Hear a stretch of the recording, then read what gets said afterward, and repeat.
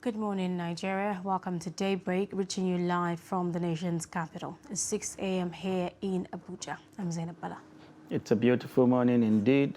Thanks for joining us. I'm Sunday Michael Ogo. The headlines for you at this hour. NCC to roll out 5G network in August. Anambra PDP may not field legislative candidates as crisis deepens. World Bank releases poverty report, issues warning to Nigeria. Now the news and details. The Nigerian Communications Commission has confirmed issuance of final letters of award of the 5th generation spectrum license to MTN and Mafab Communications. The two licensees emerge winners of the 3.5 gigahertz spectrum auctions conducted by the commissions in December last year and are now expected to roll out 5G services from the 24th of August this year. The 5G network, when deployed, is expected to usher in accelerated growth and smart living in the country. The technology is also expected to facilitate substantial network improvement, including higher connectivity, mobility, and capacity, as well as low latency capabilities. In other news, People's Democratic Party in Anambra State may not field candidates for senatorial seats, House of Representatives and State House of Assembly in the forthcoming elections following the crisis rocking the party in the state.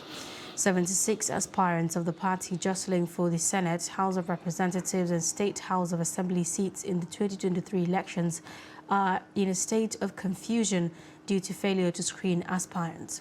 The Anambra Ward Congress panel of the PDP led by Jibrin Ahmed was at the weekend held hostage by the party's aspirants and stakeholders over its inability to present the original result sheets. The panel members had directed the aspirants who were contesting the National Assembly elections and others to converge on the party's office for briefing before the Ward Congress. But trouble started when they presented the photocopies of the result sheets. The World Bank has said that Nigeria's effort at reducing poverty might hit the rocks if certain economic issues are not addressed. These include low human capital, labor market weaknesses, and exposure to shocks. This is contained in the new World Bank report titled A Better Future for All Nigerians, Nigeria's Poverty Assessment 2022. The report represented the culmination of the World Bank's engagement on poverty and inequality, relevant data and analytics in Nigeria in the past 2 years. The report draws its conclusion from the 2018-2019 Nigeria Living Standards Survey, which provide Nigeria's first official poverty numbers in almost a decade, as well as the Nigeria COVID-19 National Longitudinal Phone Survey. Now, moving on, President Muhammadu Buhari on Wednesday received the United Nations Secretary General Antonio Guterres at the State House in Abuja. He was received by top government officials. Now, earlier in the day, he visited the UN House in Abuja alongside top officials and diplomats of the agency. Guterres is on a 2-day official visit to Nigeria, the first of such. The UN chief had arrived in Nigeria on Tuesday and also visited Borno State, where he proposed the reintegration of repentant terrorists. This, he said, is key to the restoration of peace in the northeast region. The UN scribe also performed the wreath-laying ceremony in honor of the August 26, 2011 suicide bomb attack victims. General, on his maiden visit to Nigeria, the importance of this visit cannot be lost on anyone in this country, indeed on the entire African continent. Coming at a time when the entire global attention is focused on the unfortunate situation in Ukraine, we in this region are feeling already that the world is forgetting about us. There can be no better assurance that the world is with us as we confront extremist terrorist organizations, hunger, and the enormous problems of dealing with millions of displaced people than this important visit. This visit is not therefore just a visit, but a meeting of minds and aspirations on what must be done to assist our country and the troubled sub-region. Yesterday, I had the the opportunity to visit Borno State. And I must confess, I arrived in Borno with the impression caused by so many years in which I was hearing stories about how dramatic the situation was, how terrible the suffering of the people, how impossible to control the terrorist activities, a sense of despair. But the Borno I met yesterday was the Borno of hope. And I saw an enlightened policy aiming not only at defeating militarily the terrorists, but at addressing the root causes of terrorism. I saw the governor committed to reestablish the confidence between the people and the government, committed to provide the people in their different villages around the state the capacity to protect themselves, committed to create conditions for the return of the displaced, but also for the reintegration of those that have abandoned Boko Haram, that have finally discovered that terrorism is a crime against humanity and a crime against God's will, and that now needs support to reintegrate in the society. And that support I could witness in the visits I made.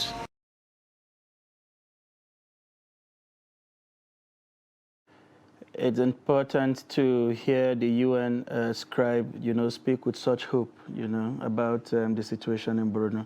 That should be an independent assessment of how well the country and indeed the governor of Borno State seem to be managing the situation in Borno State. What do you make of that few comments from Mr. Gutierrez? Well, I heard him saying when he visited Borno, it was quite it's interesting to hear him call Borno State like that, and the comments that followed that. There's been a lot of speculation about reintegrating repentant Boko Haram, and all of that, and quite a lot of controversies on how society will see them, and the whole issue of rehabilitation and all of that.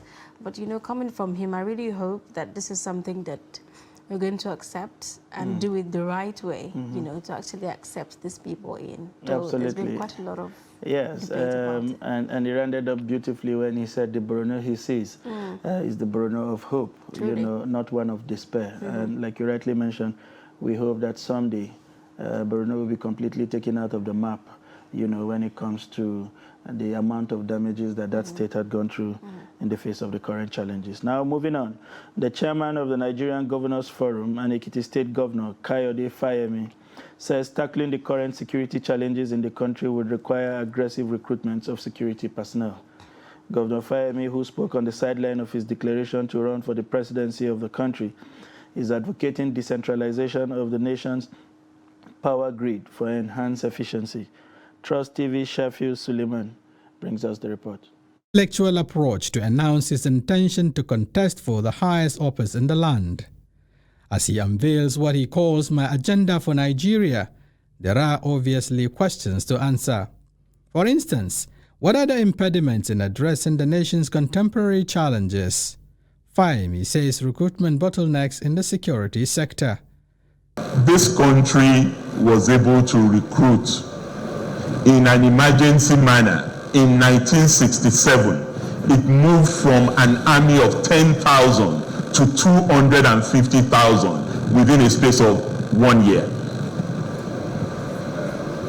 Today, there are all sorts of bureaucratic impediments that are not allowing us to expand the men and women that we have in the armed forces and in the police. And we need to do that quickly. If we're not able to do that in the shortest possible time by clearing away those bureaucratic impediments, we need to bring on board our reserve elements who are still on duty. How do you address the twin challenges of epileptic power supply and rising unemployment in the country? The Ekiti State Governor advocates for the decentralization of the power grid to replace the existing grid, which he says has broken, while creating an enabling environment for the private sector to thrive. It's time to do away with a national grid. we now need to begin to look seriously in the direction of zonal or regional grids, or even micro and mini grids outside of the mainstream official national energy grid. It's the only way to solve this problem and focus our energy on renewable energy as well. The formal declaration of the Ekiti State Governor adds to the long list of aspirants from the Southwest, eyeing the #1 seat. It is a big worry for political leaders in the zone who are now struggling to correct the situation.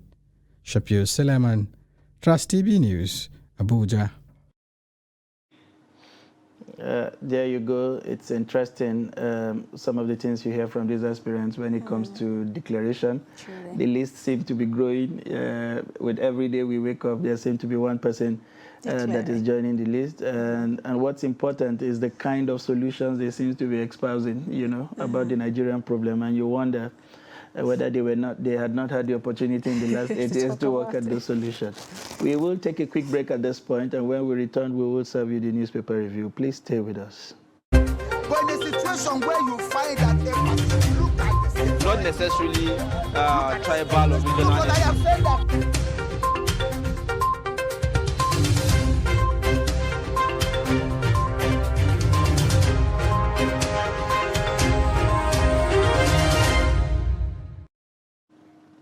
Thank you very much for joining us. If you're just joining the station, this is Trust Television and our favorite morning breakfast show, Daybreak on Trust TV. We would serve you, as usual, our newspaper review for this morning, and we are starting with no other than the Daily Trust newspaper. And the Daily Trust this morning is filled with quite a number of interesting stories as usual.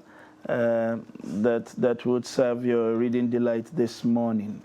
And to begin this morning is the big one from the big events of yesterday, which is the visit of the UN scribes to Nigeria, first of all to Borno and then to the nation's capital.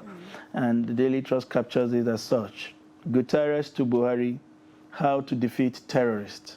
And the writers there says violence casting shadow on death over many Nigerians. UN OK fresh $351 million humanitarian aid for Nigeria. We are glad the world has not forgotten us, Buhari tells the UN scribes. You know, we were just discussing that aspect of it. I think the president emphasized that largely when he said in the face of what's going on between Russia and Ukraine, you would think that a little, well, it's not little, it's been there for over 10 years, that an issue that borders on Nigeria may not get the attention of the United Nations. But it's good to know that they're taking notes. Yeah, directly beneath the main headline, you would find the photo of the United Nations president there with Nigeria's president greeting the Nigerians, taking the guard of honor and greeting the Nigerian delegations standing there and exchanging pleasantry with the National Security Advisor, Mongono, alongside other top functionaries of the federal government. And beneath the major headline there, it's the belt, 9 killed and many missing as ISWAP attacked Chibok again. Chibok is in the news, unfortunately, for the wrong reason again. You would think that only recently, after we did a rundown of how long it has taken that those girls have been away, you would think any news from Chibok ideally would be a positive news at this time, but unfortunately it is what it is. And the top right-hand corner, you have Fayemi, Badaru, Oshomole, Akpabio declared to succeed Buhari. I hope everybody in this government does not end up declaring to succeed the president. And the second story up there is NCC directs MTN Mafab to begin 5G rollout in August. And the editors pick down the line. We have 2023, get your PVCs, Emir of Kano tells residents. You'll find that story on page 36. Pastor bags life sentence for raping friend's twins. Amazing. Some of the things you get from the pulpit these days. You'll find that story on page 4. Maradona 1986 World Cup shirt sells for 3.6 billion naira. That's massive. Break what? Just a shirt. People would want to identify with anything in this world. Those are the major stories on on the cover of the Daily Trust newspaper. Zainab, what do you make of this growing list of people declaring their interest to succeed? Have we cheapened the presidency? Truly, I was about to say that. Is it that the 100 million naira has become so easy to raise that everybody seems to? You know, I was surprised, to see the number of people, coming out to declare, that they're contesting for Nigeria's presidency, given the fact that it's 100 million naira. It is 100 And at million. first, a lot of people were saying it's expensive, how, people get to pay such monies. And I was looking forward to see EFCC, start looking into the way these people were actually raising this money, to pay for the nomination. Most of them forms. were former governors. It is safe to say that they retired with large sums of compensation. Maybe it is time to. Other people have this thought, or rather the opinion that maybe it's an indirect way of raising money for the party to execute the next election. I think, well, that's just my thought, that this will further compound the problem for the party going forward. I don't know how they intend to zero on all of these numbers. The amazing thing is some of the people coming out did not even show any indication as at 1 or 2 weeks ago. Exactly. And then suddenly, Exactly. the list is growing, and we hear that even more and more of these coming. persons are coming out. Well, we'll keep a close eye. Tinubu was in the State House yesterday, and he told the president, he discussed, part of the issues he discussed was this growing list, and he said it's good that It's more good and for more Nigeria's people. Yeah, democracy. well, let's see how that pans out going forward. And another story of interest indeed is the NCC story, directing MTN and Mafab to begin the 5G rollout before August this year. I think this is a welcome development, given the kind of prospect, not taking away also the fears that have been expressed by a number of Nigerians about the health hazard. about the health hazard or implications of rolling this out. There has been assurance from the NCC, banking on what they think has happened in other parts of the world. We hope indeed that the fears that Nigerians have expressed is just merely a fear, and that the positives coming from this rollout would outweigh, the negatives. And also we have it stable, because right now the 4G is a disaster already. So yeah, I do hope that the 5G becomes stable. That's true. for Every Nigerians time to something new is utilize. coming, they give us the assurance that it's the best thing that could have happened after pure water. But clearly, when we go into them, we start seeing hitches. Maybe it's the manner that implementations are done in Nigeria, and maybe we don't exactly do these things the way they are done in other climes. We hope with this it will be different, that we will truly experience that Internet of Things, how you can sit in your office and defrost the soup in your fridge, and how you can, well, that is even possible now. Look at your environment with the help of a CCTV sitting in your office, how everything around you, your household, the school, can be interconnected, with the hope, as you rightly said, of a stable network services. And then you were saying this was really expensive, and I think so too. How would you buy a shirt 30 years old, because it was worn by the famous Maradona, for 3.6 billion naira? That's amazing. Amazing what people can do for the passion that they have. 3.6 billion naira in your account, Zainab. For sports enthusiasts, it's something that they normally do. It's a norm for them. So, but for us, for normal people, it's quite. Are you sure it's not a function of huge. poverty? Maybe if we had that kind of money, perhaps we'll begin to see things like this. But it amazes me how much people can cough out just to keep, a souvenir from a renowned event. And it's not like this souvenir can further fetch. Well, maybe if the person decides to resell it, he may make quite a huge amount of money. But this is really big. This is really big. And then to the 2023 elections, the Emir of Kano here directing residents of Kano to get their PVC. How important is this, Lately I've seen, traditional leaders encourage, people to go out and vote. I think the you know, the encouragement this time around is different than we've seen with other times, maybe because of the challenges we are faced with at this time, isn't it? Interesting, because of the challenges, and then I think it's important that the citizenry understand the amount of power they have with regards to choosing the right leadership and ultimately participating in governance, because it begins with you taking your rights, you know, and expressing them during the elections, not necessarily for whoever gives you the highest number of spaghetti or Indomie or packs of Maggi. Particularly in Kano, it's quite funny what they give out. It's everywhere. In some places, you don't even get a pack anymore. It comes in pieces. You get like 5 cubes of Maggi, My goodness. two pieces of the spaghetti, and some pieces of Indomie wrapped in a small leather, and with that you would have wheeled out your sovereignty for another 4 years, and perhaps that's the only thing you get. When you multiply the pieces of what you have gotten by 365 days by another 4 years, you would, I mean, you can imagine how miserable, for what miserable piece of item. You know, Is that for really what our people who cost PVCs are worth? 100 million naira to buy a piece of form by a party. Yesterday we were doing the calculations by the number of persons who had bought gubernatorial forms across the state for just the ruling party and House of Rep members, and they have notched up nearly 5 billion alone.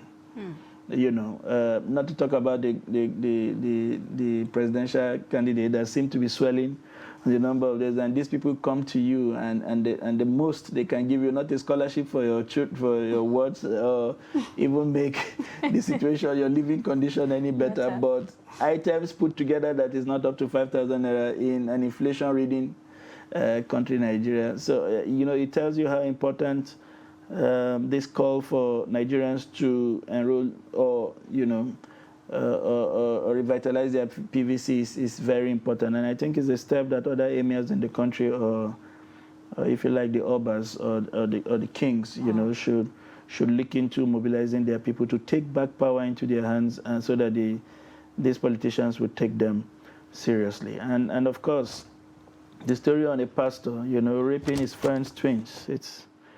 It's terrible, the kind of stories that are coming from the pulpit. You hear things, you know, that makes it difficult for you to absorb. You know, where people run to get support, you know, to get encouraged, become the most dreadful place you want to go to, because of people of questionable character that seem to have taken over the cassock and the pulpit.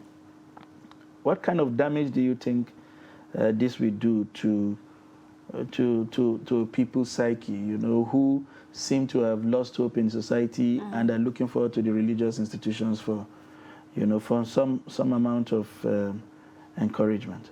Well, you know, just reading that, it sounds really damning. And then twins, I don't know how old the twins are, but it didn't just stop at one. Yes. Both twins. Yes. I really don't understand the idea behind that, you know. Over the past, you know, months or this year, I would say there's been quite a number of stories like this coming, you know, from the mosques, from the churches, and I really don't know. With this, people are already beginning to lose, you know, hope in some of these religious, you know, institutions. This is a place that you're supposed to find bliss, you're supposed to find hope, you know, regardless of the whole situation that is happening in the country. And then with such news, I really don't know what people are supposed to hold on to in the long run. Painful, very painful. And the Daily Trust is also still reminding us that at the top strip, you know, below the nameplates, that the school children are still in captivity. One of them to mention prominently on the paper is the Bethel Baptist High School children from Kujama. It's 305 days, you know, since they were taken into captivity. It's important that we keep these timelines on. It reminds us as a nation that we are committed to the health and safety of these people.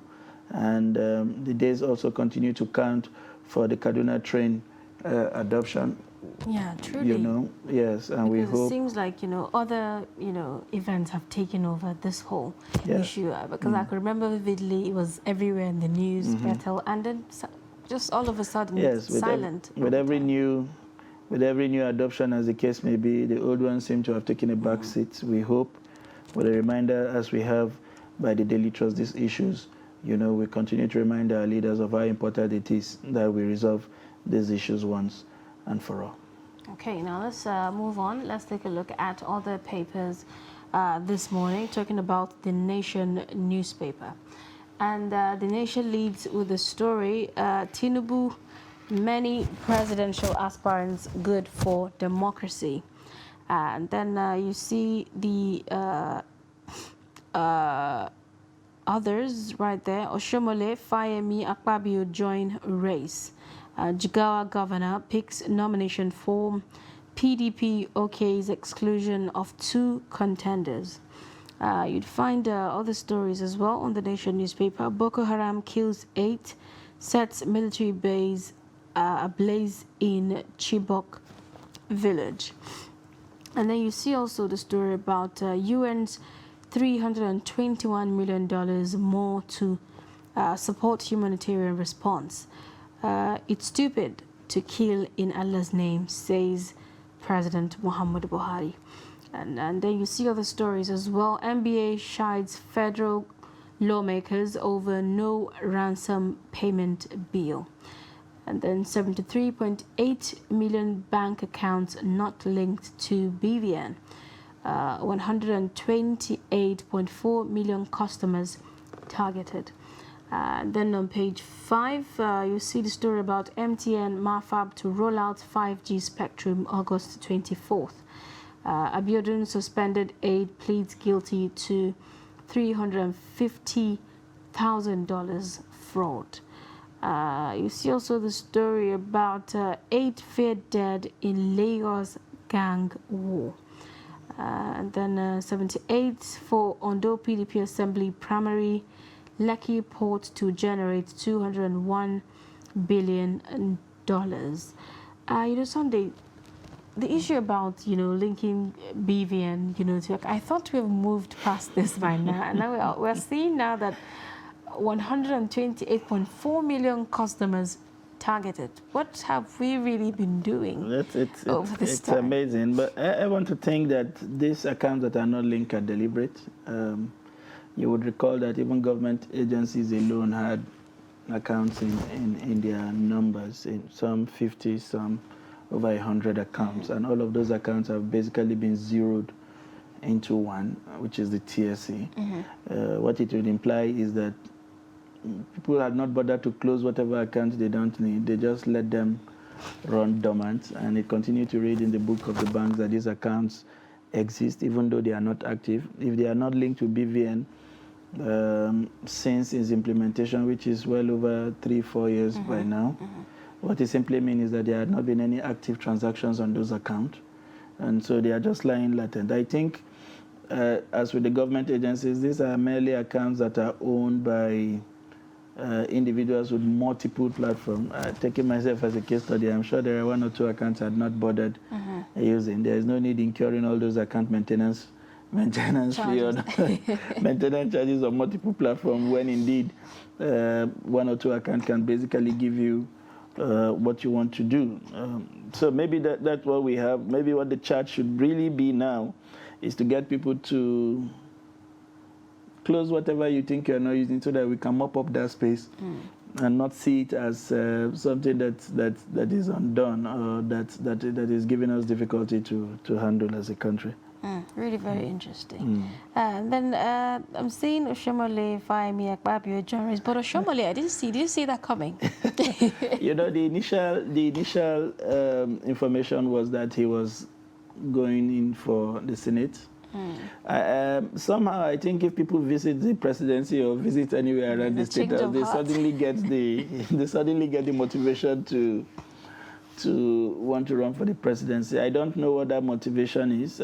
For some other keen watchers, they think that this whole situation where just about every kind of person seemed to have indicated interest has sort of cheapened you know, the regards for what is expected of whoever vies for that office. But, well, it's a fundamental right. Every Nigerian has the right to aspire to that office. Let's see what this whole thing reduces to. But it has changed the dynamics completely from what we were thinking. If you've got the cash, the 100... Well, you just throw the money in, and maybe for the fun of it, maybe there is some kind of benefits in that we don't yet know. And, because I've been to occasions where people are referred to as former presidential aspirants. You know, so maybe because of that attribution. Yeah, sort of. I don't know what that attribution does, whether it opens doors for you when it comes to vying for contracts or traveling out of this country. It will be interesting if we can raise the money to join it and get the feel, you know, of what it means to be called a former presidential or one-time presidential aspirant. As the case may be, but that's it's interesting how things are unfolding, and let's see how these developments continue. Really interesting. Yeah. So moving on, we will take the Punch newspaper, and the major headline for the Punch newspaper this morning reads: multiple candidates threaten Southern presidency. Leaders won 24 of them aspirants. You know, we're just talking about that. Southwest APC leaders, Ohaneze, meeting with aspirants to canvass consensus. Pro-zoning protesters storm PDP APC secretariat, warn against crisis.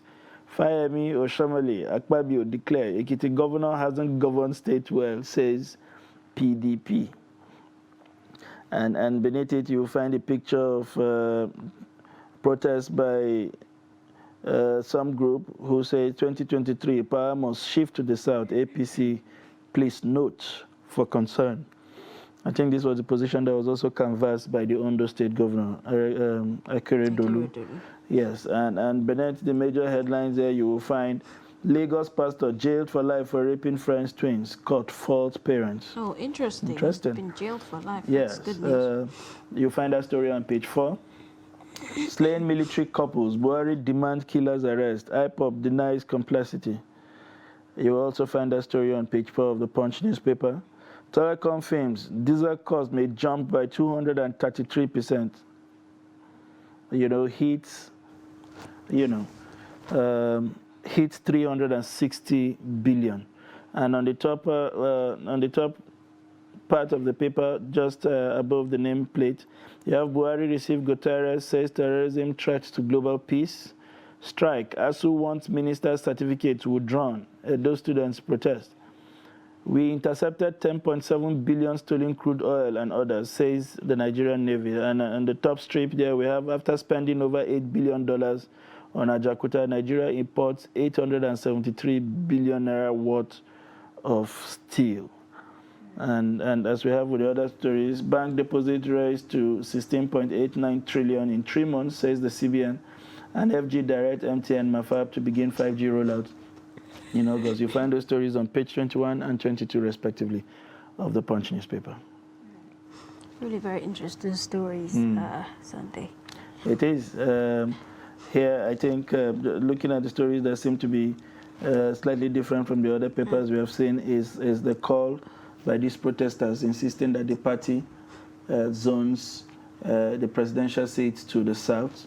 Exclusively, they are hoping that the two major parties where they believe that the likely winner of the next election will come from, zone these offices to the south as a way of shifting power from the north to the south. Let's see how those agitations, translates the party's decision at the end of the day. And like you said, it's interesting to see that the pastor who slept with the twins here was jailed after all. And in this report, the Punch takes it further by informing us that the court also blames the parents clearly. There is no amount of institutions available or whatever you think. A support system takes away your responsibility as a father or as a mother to your ward.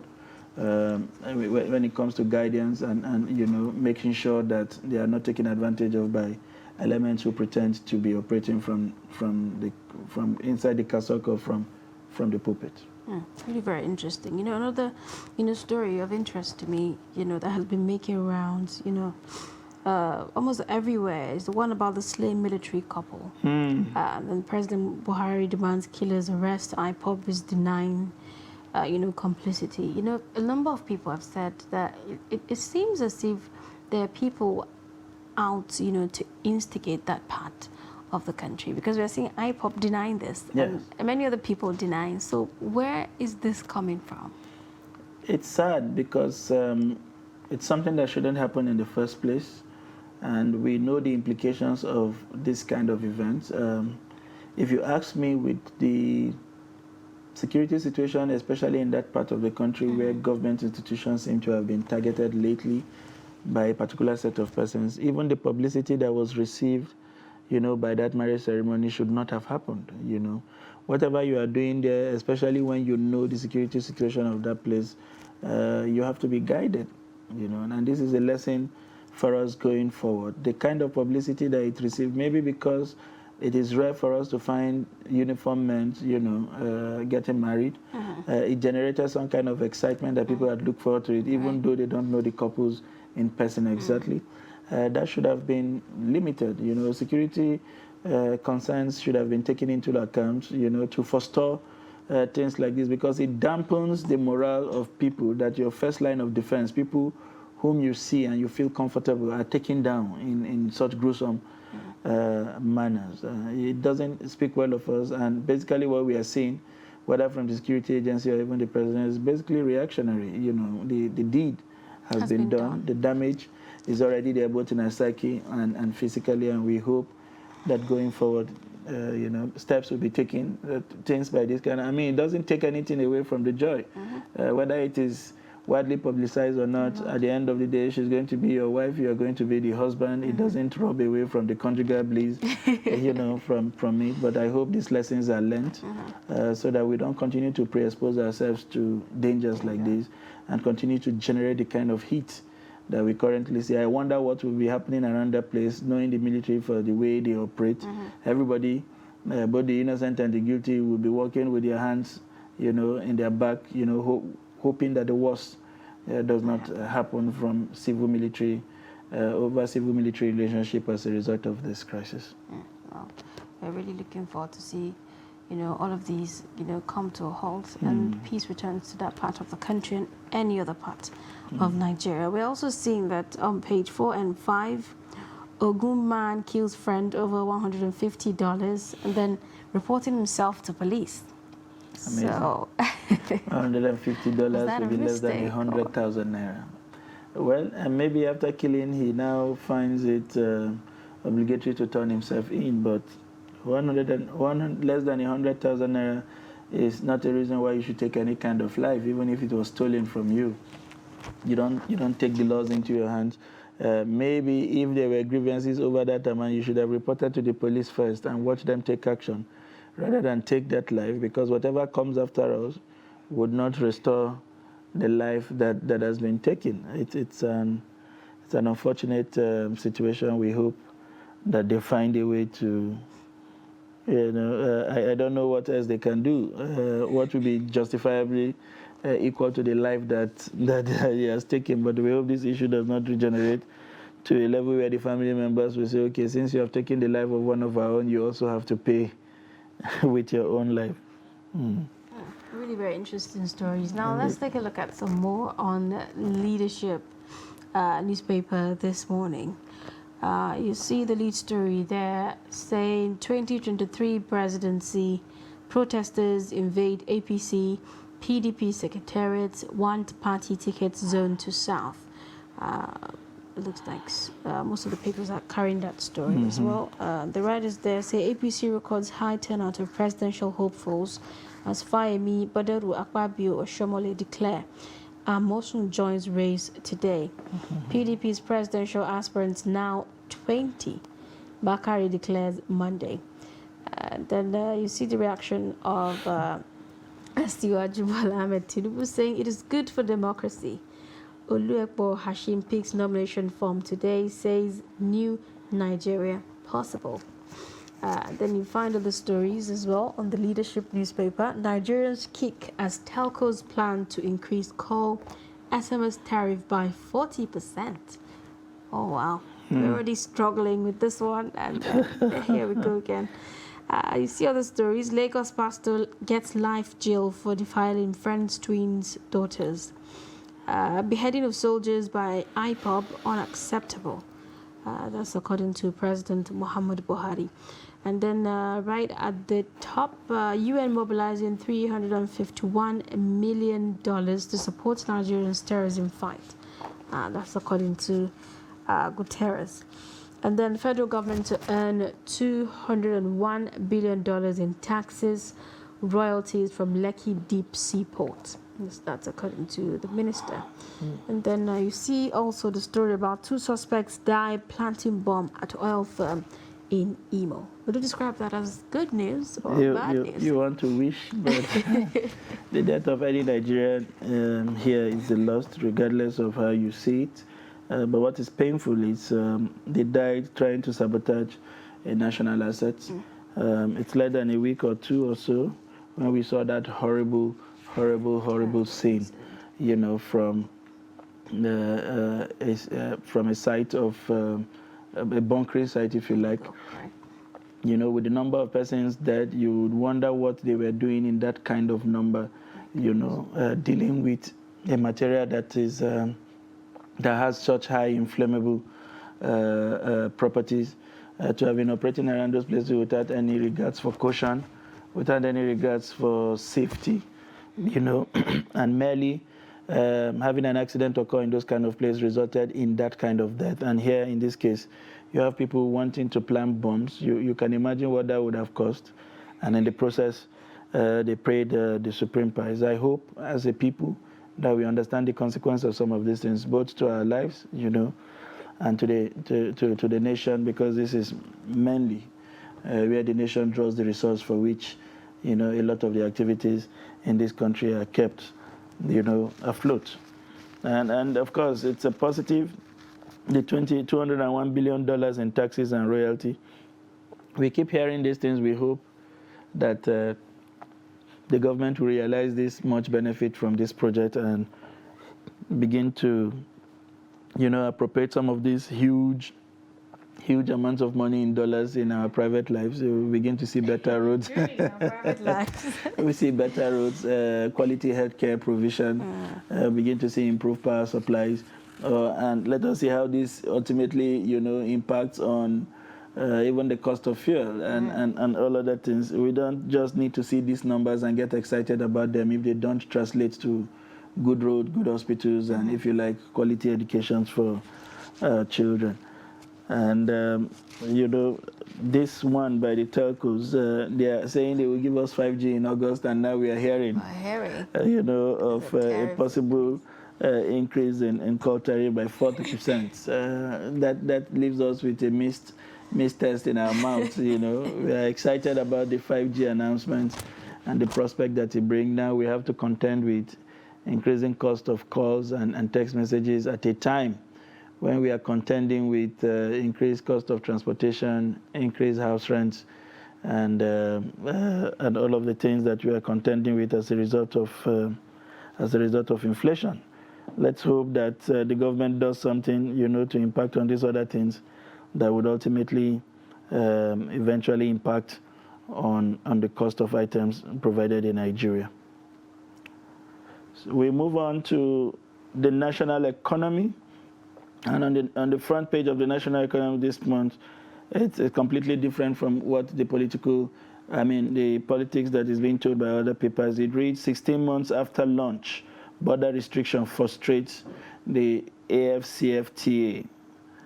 The AfCFTA stands there for the African Continental Free Trade Area.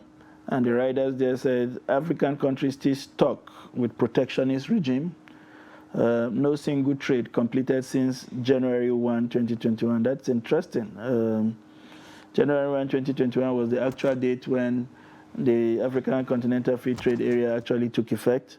And today, you know, you would think that by now we have seen some measure of progress, but this is reporting that not a single trade has been completed as a result of this new protocol that was endorsed by every African nation. Indeed, very sad. It's good to feel that we are still comfortable with where we are, and maybe most nations do not really understand the benefit of an open sky and an open border.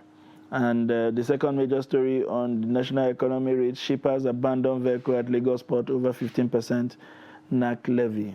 This is huge. This is a crisis that has been raging for a while.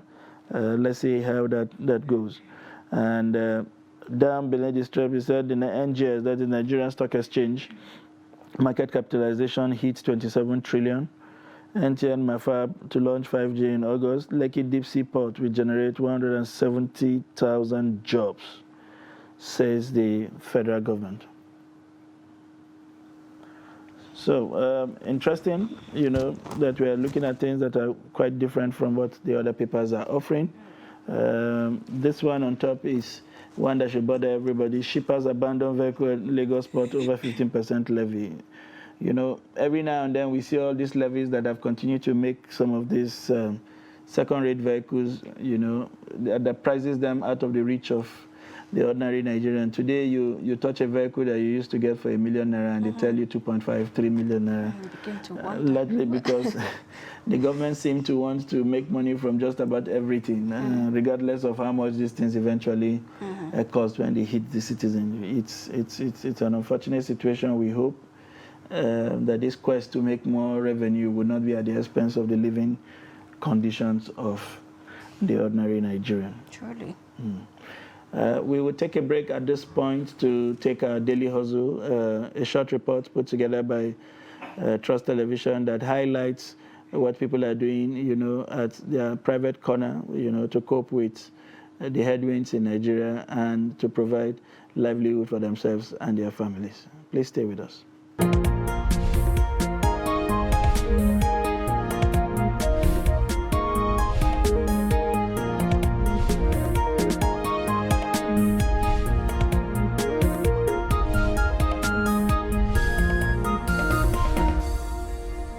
My name is Ikola Wole Owoyemi. I'm from Ondo State. I'm from Baroque State, a federal local government. I'm doing driver highway. I'm started here by mechanic engineer from Lagos to Abuja here. So always where I do on mechanic, or come say, me carry motor come from Abuja or drive by evening, do it small before one stand.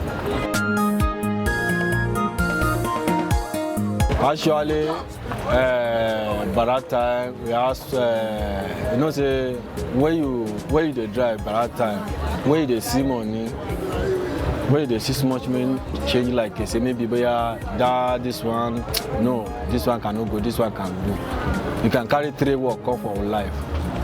You can carry the wire come, you can carry mechanic come, you can carry painter come. A lot of them they for our job. Even the police, all of them they. Sometimes if my motor spoil, if it's the one we say I fit do on the road, I will do it. If it's the one we say I don't fit do, or maybe I can manage, do it. Manage it come for mechanic. It's good to be have like a 2 express, because sometimes now this our road now, not too good.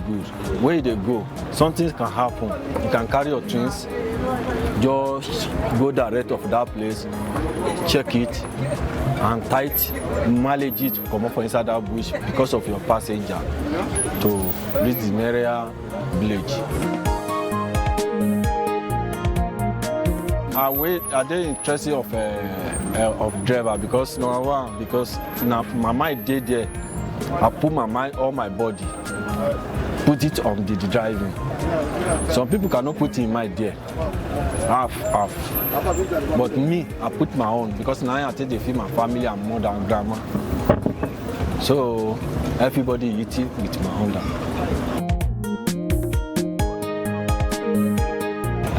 I have a student. I give them food. Grandma did there, I give them food there inside. Where they pray for me 24 hours. My mother's called me this morning, say, my pikin, God bless you. I want to move. I said, I will move very early tomorrow.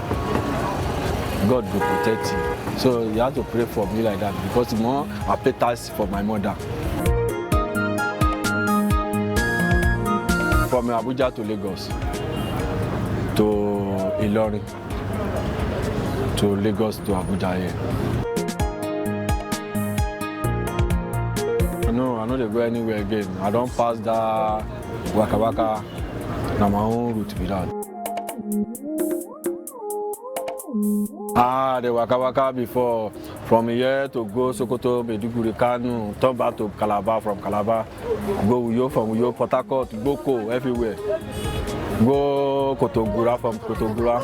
So, as the road cannot they go normal way, so you have to be stand by your way because of your size.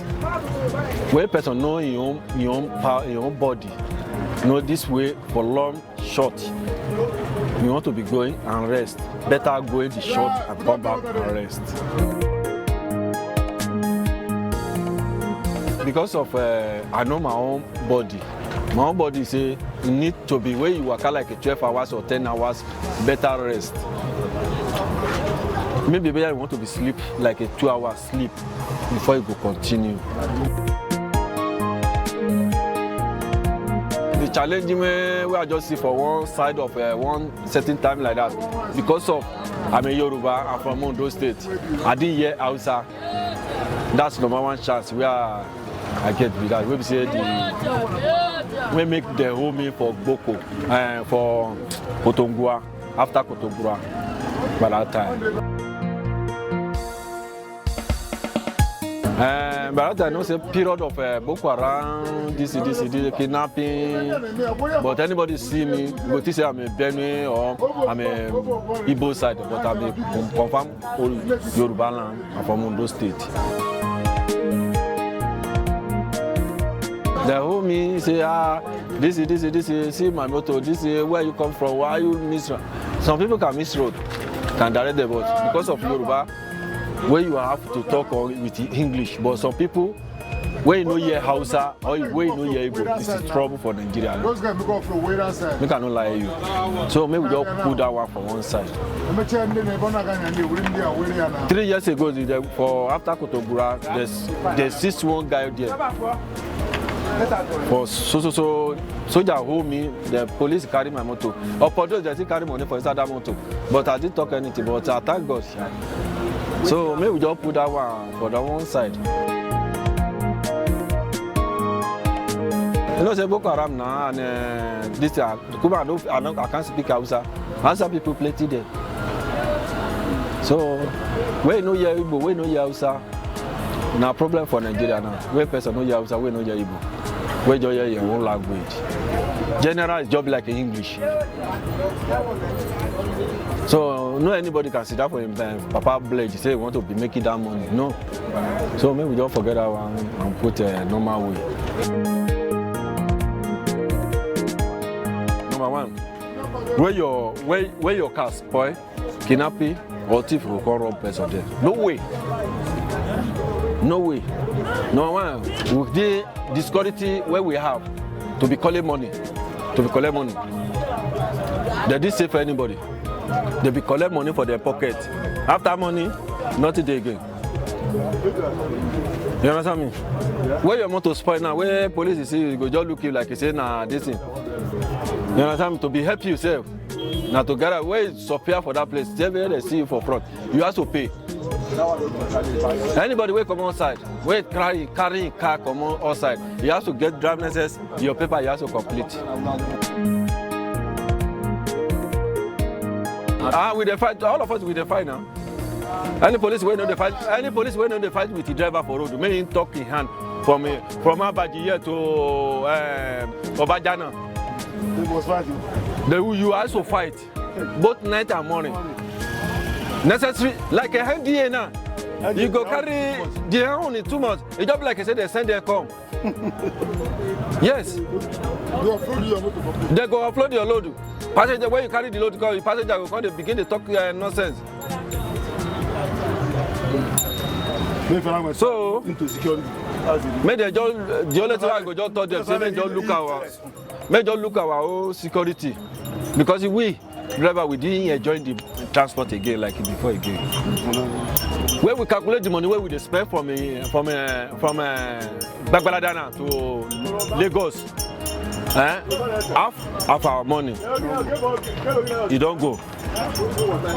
Yeah, you have to necessary, you have to pay your paper. You carry load, you don't carry load, you must pay. Sometimes if you collect your organ money like about 20k or 25k, put that pocket, you go to spend now for necessary. So maybe just like I said, you collect like a 45 now for park. Now you give your organ 20,000, 25,000, 18 or 20. So 5,000 will remain. No way, you go to spend it for road. The only thing they say, we cannot, nothing we can do. Like me now, nothing I can do again apart the driver. Wait, them say just cover them. No, I can't do it because no one I don't manage it like that because no one. Now government say police you go and stay by the road. As they go stay by the road, you just be like they say that they imitate us like the driver. Now them imitate itself. Nobody say this thing. So nothing we can do.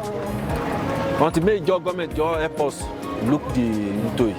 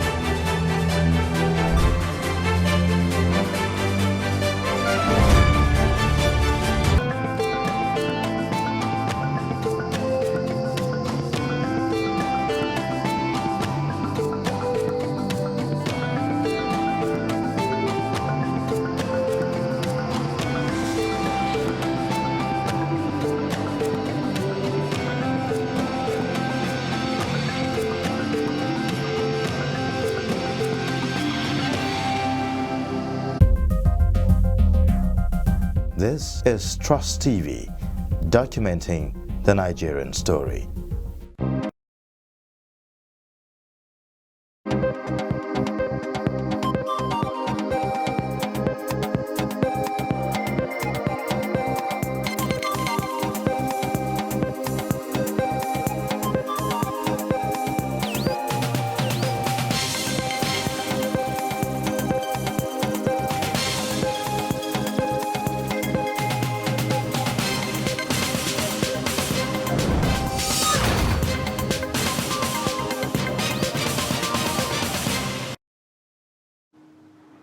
It is 7 a.m. in the morning. Good morning, Nigeria, and welcome to Daybreak on Trust Television. I am Sunday Michael Ogu.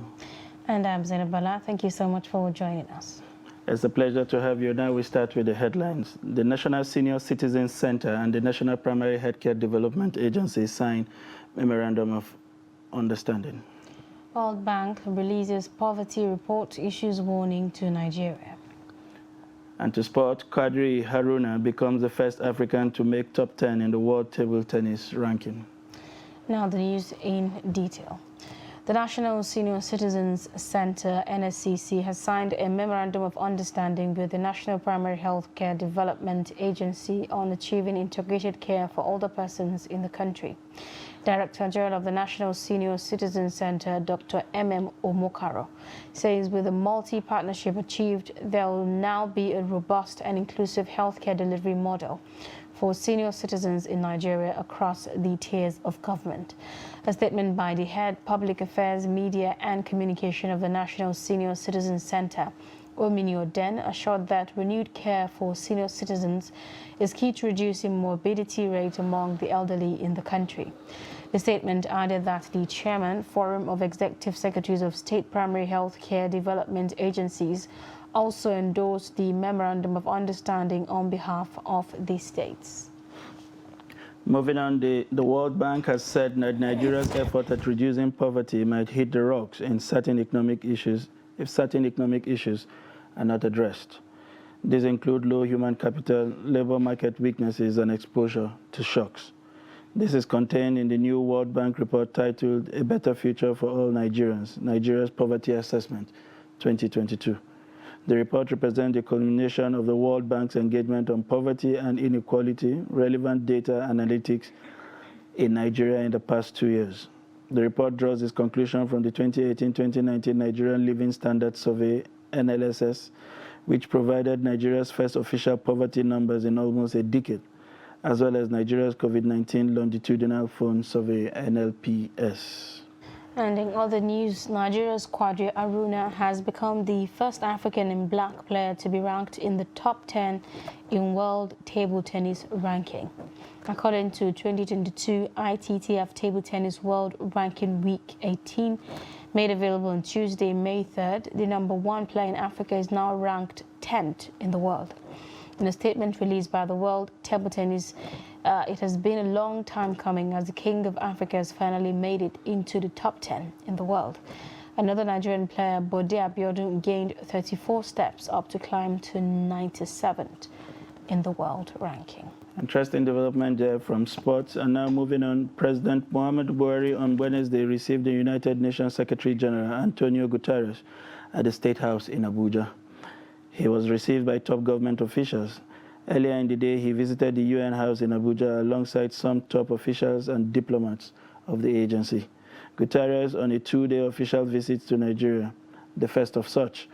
The UN chief had arrived in Nigeria on Tuesday and also visited Borno State, where he proposed the reintegration of repentant terrorists. This, he said, is key to the restoration of peace in the Northeast region. The UN scribe also performed the wreath-laying ceremony in honor of the August 26, 2011 suicide bomb attack victims. Antonio Guterres, the United Nations Secretary General, on his maiden visit to Nigeria. The importance of this visit cannot be lost on anyone in this country, indeed on the entire African continent. Coming at a time when the entire global attention is focused on the unfortunate situation in Ukraine, we in this region are feeling already that the world is forgetting about us. There can be no better assurance that the world is with us as we confront extremist terrorist organizations, hunger, and the enormous problems of dealing with millions of displaced people than this important visit.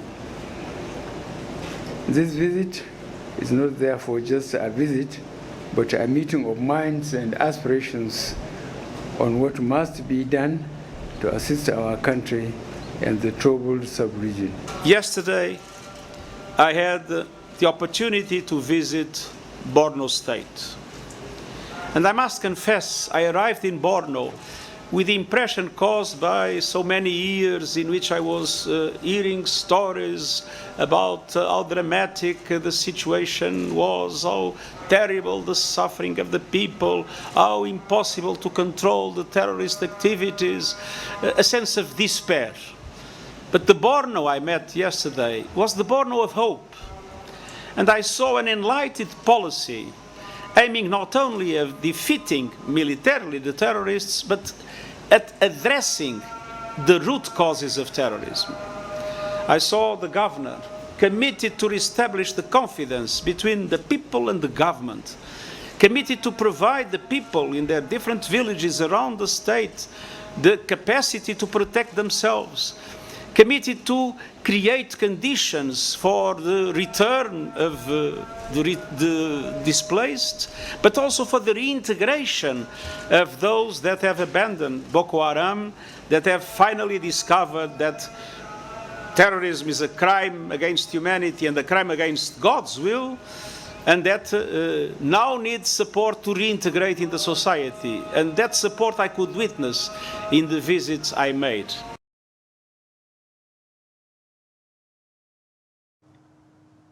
Well, in other news, with the ease of the COVID-19 lockdown, residents in Kefi, Nasarawa State have come out in mass to celebrate their age-long tradition called Hawan Daushe.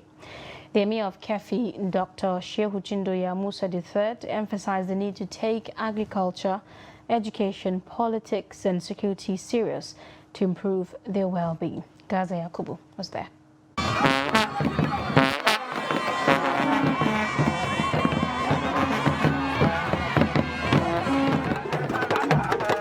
This is how it feels celebrating Doba Festival in Kefi without restriction.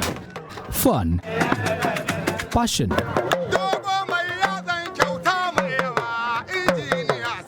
merriment, a showcase of historical embroidered attires, you just name it. With the COVID-19 restriction last year, the street for Doba festivity was deserted and the people isolated. And we feel bad. We feel, at least we feel it very bad because we used to do it every year as a culture. Because this is our culture. So we feel bad because we didn't do it last year. People are disturbed. Actually, we are not happy, but it has come as an incident. So that's not how we can do. But actually, people are not happy but last time. Doba Festival is an age-long tradition in northern Nigeria. Watching the people of Kefi reviving this culture is a scene to behold. As the Emir went round town with his district head to greet the residents and finally retire back to his palace, spectators struggled to catch a glimpse.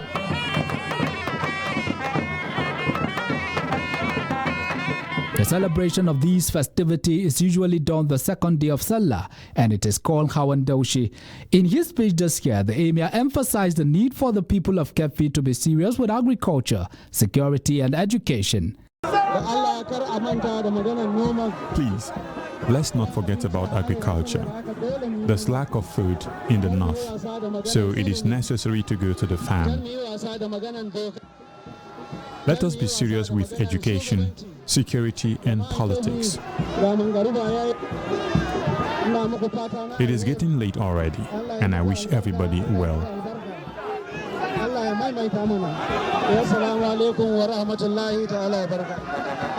Salah Doba in Kefi used to be a 7-day celebration, but for security reasons it is cut to 3 days.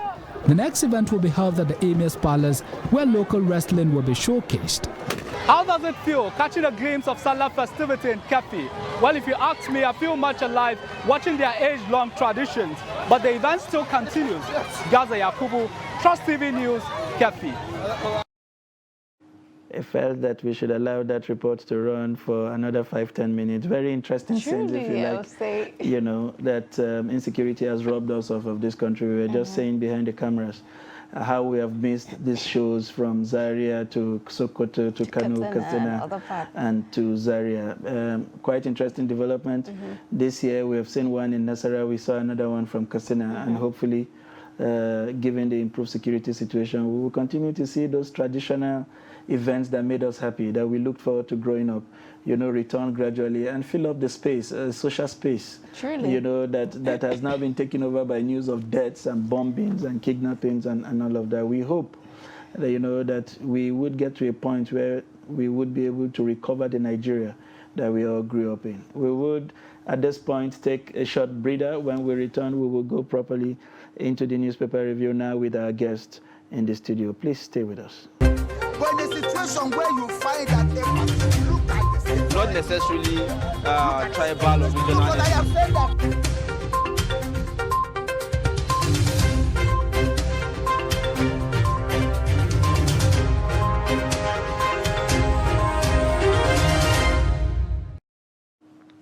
Thanks for staying with us. If you're just joining us, this is Daybreak on Trust Television. We have now come to that interesting segment, which is the newspaper review. And this morning we are joined by the general editor of the Daily Trust titles. He's no other than Malam Hamza Idris, a gentleman to the core, who has been a friend of this program, a member, an in-house member, if you like, but a specialist in his own right. Thank you very much for joining us this morning. Good morning. We hope you had a decent rest, given that you may have finished productions very late yesterday evening. It's a pleasure to have you once again. We begin as usual with the Daily Trust newspaper and with the major headline, which seemed to have taken the major space in all of the newspapers this morning. It's about the visit of the United Nations scribe to Nigeria. And here, Daily Trust says, Guterres to Buhari, how to defeat terrorists. Says violence casting shadow of death over many Nigerians. UN OK Fresh $351 million humanitarian aids for Nigeria. We are glad that the world has not forgotten us, Buhari tells the UN scribe. Very interesting story there. I'm sure the editor was also in the studio when we did the track-up of that report. And you're listening glowingly to the things that were said by the UN scribe, you know, starting with how romantic he describes or he pronounces Borno. You know, he says Borno. Very nice. He seemed to even pronounce it better than some of us in-house. But most importantly, he said what he saw was not the Borno of despair, but one of hope, where the people are being assisted to defend themselves, where he had seen a number of repentant people and urged us to allow for proper reintegration so that people do not return to the vices that took them away in the first place. Sitting from your position as the editor and, you know, for making this decision, what informed your running with this story? And how significant is this visit to Nigeria? Yes, you see, it was his first visit, and it is quite significant considering that we now have new frontiers of war. You know, before his arrival, the assessment was that by over 80%, peace has returned to Borno. Yes, but it wasn't by accident. You can see there was a deliberate effort by both the federal government, the Borno State government, and then donor agencies. Yes, and I think that was why when he came, he went straight to Borno, not Abuja. It was after he visited Borno, most likely based on the information given to him to go and see things for himself. And then he remarked that it was not a story of despair as being peddled in the media, of course, because if you Google, you see that most of the stories that were up there are stories of, horror and other. But there is hope in Borno. For those who have visited, they know that there is deliberate effort. Apart from the kinetic approach of the federal government, there is also the direct approach to address the core issues. And this was what he reminded the president, that informed our story. Yes, he said, yes, beyond the military might, you have to do a lot in terms of human capital development. And I think they have done that in Borno, You know, we're also seeing that they are mobilizing $351 million to support Nigeria's terrorism fight. Yes, my prayer is that, you see, why we recorded success in Borno, apart from the kinetic, as I said, and then the human capital development in terms of rebuilding communities, providing basic amenities, which actually brought succor to the people. The world recognized the fact that it was a humanitarian issue in Borno, just like you have in Syria and other war-torn countries. And this resource is coming good enough, but I want to bring to our attention on the need to also designate happenings in the Northwest as a serious calamity, as a serious humanitarian problem, because the Northwest is yet to receive the desired attention. Up till now, I'm not sure if the world recognized the so-called bandits in the Northwest as terrorists, even though the federal government has designated them. And most likely this is why the government is yet to deploy the Tucano jet and other high-profile weapons to tackle it. Because whether we like it or not, you have to use force first to decimate the enemy, so that while you are using the non-kinetic approach, both the people and the enemy will know that you are approaching the problem from position of strength, not from position of weakness. Yeah, but by the time the terrorists are sweeping communities, killing people, abducting people, keeping them in custody for months, you know, they know that they are actually fighting from the position of strength rather than from this position of weakness. So beyond giving resources, my prayer as somebody who has been covering crisis is for the world to see the issues in the Northwest and part of North Central the way they saw the issues around Borno. Yes. Just taking it from where you stopped, you made a very important, observation with regards to expanding that attention from Borno to the entire North, if you like, Northeast and the Northwest, respectively. Why do you think, you mentioned it in passing, but why do you think it is what it is in the Northwest? Is it because these state governors, in a bid to look good, have not designated IDP centers where displaced persons can go to, and so they sort of seem to be taking refuge with their relatives and all of that around these places, rather than what we saw in Borno, where people moved en masse into designated IDP center? And so we knew firsthand that people around those places were in serious humanitarian crisis. Is there something we needed to do, the governors in those regions needed to do, to attract a bit more attention rather than the mere statements and that seem to be provoking the situation? You are right. You see, we made deliberate effort here in Daily Trust to do series of reports about the plights of hundreds of thousands of people in Kaduna, in Niger, in Katsina, in Zamfara, parts of Kebbi.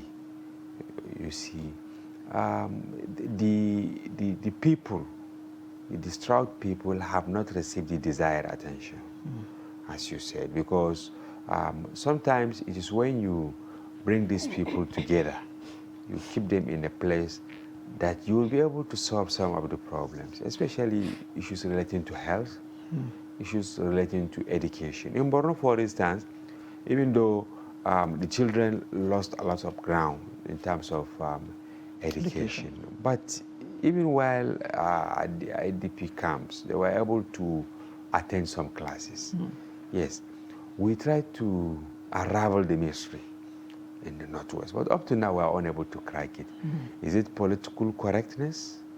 Is it that they don't want to expend resources to channel resources in catering for these people? But you see, displacement is there. Hundreds of communities have been sacked, and people are now just living with their relatives who are equally affected by this. And you see, for you to attract the donor agencies, for you to also attract seriousness of the federal government, you have to show some commitment. If you say security is the exclusive responsibility of the federal government. I think it's a misnomer.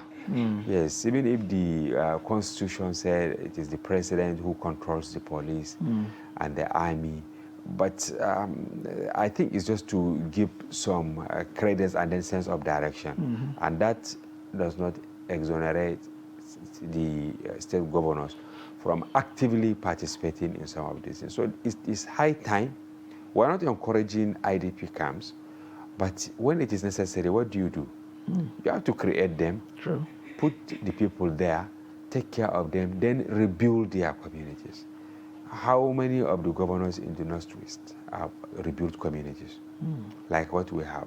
I don't know the number of houses built in Borno, maybe by the state government, by NEDC, by philanthropists and all that, but thousands of houses. And that is why hope is gradually coming back.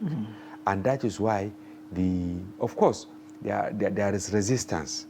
But that notwithstanding, people are gradually understanding that they have to accept some of the repentant Boko Haram fighters. And they have started accepting them. Why? Because they realize that they cannot throw them to the moon. So yes, they have to be there, whether we like it or not.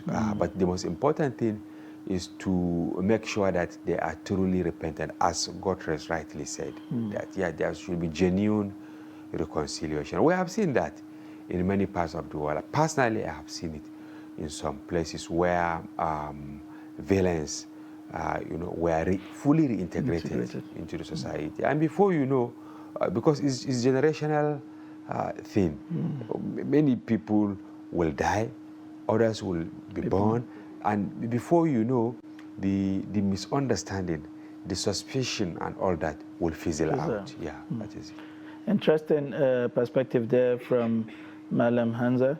But another story we would like you to give your perspective to, it's the one on the top left-hand corner of the Daily Trust, which reads, Fayemi Badaru Oshomale Akpabio declares to succeed Buhari. We hear from one of the papers that they are up to 21 or 23 now. What do you make of this avalanche of prospective presidential candidates, and what does it mean for the race to 2023? I don't want to preempt the work we are doing for the news, but the message there, Tinubu yesterday said it's more interesting. Yes, yes, I see that as political statement. Yes, because you can see in the Southwest now there is a move to bring all the aspirants so that they can come up with one contestant. And a few days ago, I know that some analysts, political scientists and all that were, praising the North. That, look at it, the North, they're just quiet. They are strategically working to see that while there is a lot of rancor in the South, and at the end of the day, they will rest themselves out of the race. But you can see they are now competing, because when you put side by side the number of contenders from the North is almost the same. We have many governors from the North now. Initially, it was just Yahya Bello, but now you have the Badarus.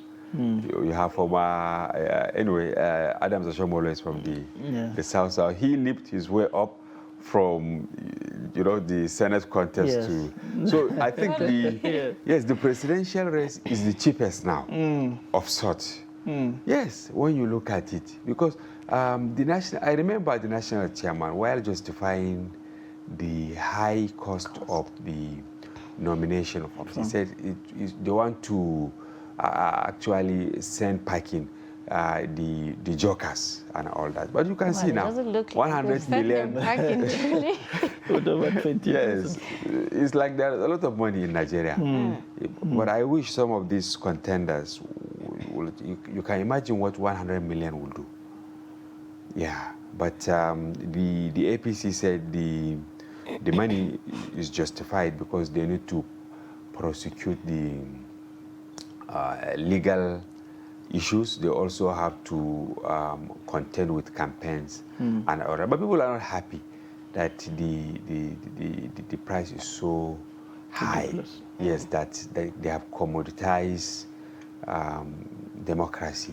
Meaning, if you have your way in terms of resources, you will have your way to the corridors of power. And here, we did a certain analysis. We look at it. What is the salary of a president? You see, how much does a president earn? And from our investigation, if you pay 100 million and then you win, and you rely on your salary for the next 4 years, you will not recover. So it's a recipe for chaos, honestly. Yes, and this is not the real campaign. So it also makes a mockery of the threshold set by the Independent National Electoral Commission that prescribes the amount that politicians will spend. A lot of contradiction. A lot of contradiction there. Well, quite a number of interesting stories. Another, story that seems to make headway on our dailies this morning is the one about telcos' 40% tariff hike as Nigerians to pay more on calls, text messages, data. Just as we are seeing that the 5G, network is going to come to play in August. You see, the fear over the health and security implication of the 5G has fizzled out, yes, but you can now see the real motive behind it. It's of course, high broadband, and all that, but you have to pay for it. Yes, in southern part, they said, is it tasty soup? Yes, it does not come cheap. So we should brace up to pay for that. Yes, since we all agree that we need more. Yes, but I think government should also look into it very well. Of course, everybody has been co-opted into the digital world now. Yeah. Everybody, cobbler, tailor, the high, and almost everyone has small Android. But if they keep increasing the prescription, it means that some people will be denied the opportunity. But it's always good to improve on the services. I know in other climes, this 5G has been there for quite some time. So it's just coming here, and we can't be left behind. That's correct. We move on to the Nation newspaper. I haven't earlier reviewed this. One of the major stories that is different from what we have on the other front page is the one from the NBA, which chides federal lawmakers over no ransom payment bill. We were complaining here that rather than provide security, you criminalize the payment of ransom, which should come before the other. How do you see this reaction from the NBA? Our cartoon desk, they captured yes, last week they captured it. They wondered the cartoon why they didn't criminalize abductions. Yes. It's like setting the cat before the horse. Why people pay ransom is because of the fear that their loved ones will never return. Yes, and it is evident because we have the timeline. If you check, look at this. The Bethel students, 305 days. What about the Awuri students? What about the over 100 Chibok girls? How many years now? 8. They are all there. I can assure you that if Boko Haram will now tell the people of Chibok that this is what you should bring for you to get your daughters back, they will sell their farms, they will sell their houses, even if it means them sleeping on the street, so that they will get them back. Yes, you see, so some laws will just be there, and people will not really respect them. And I think it's very dangerous for our democracy, because it is said that Nigeria has some of the best laws when you compare them with what obtains in other parts of the world. But do we really respect some of these laws?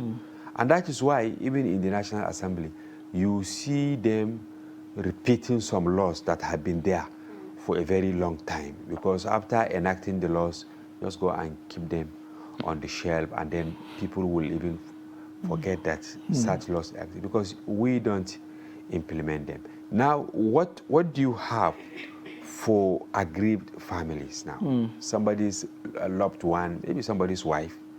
Look at that woman that delivered at the kidnappers.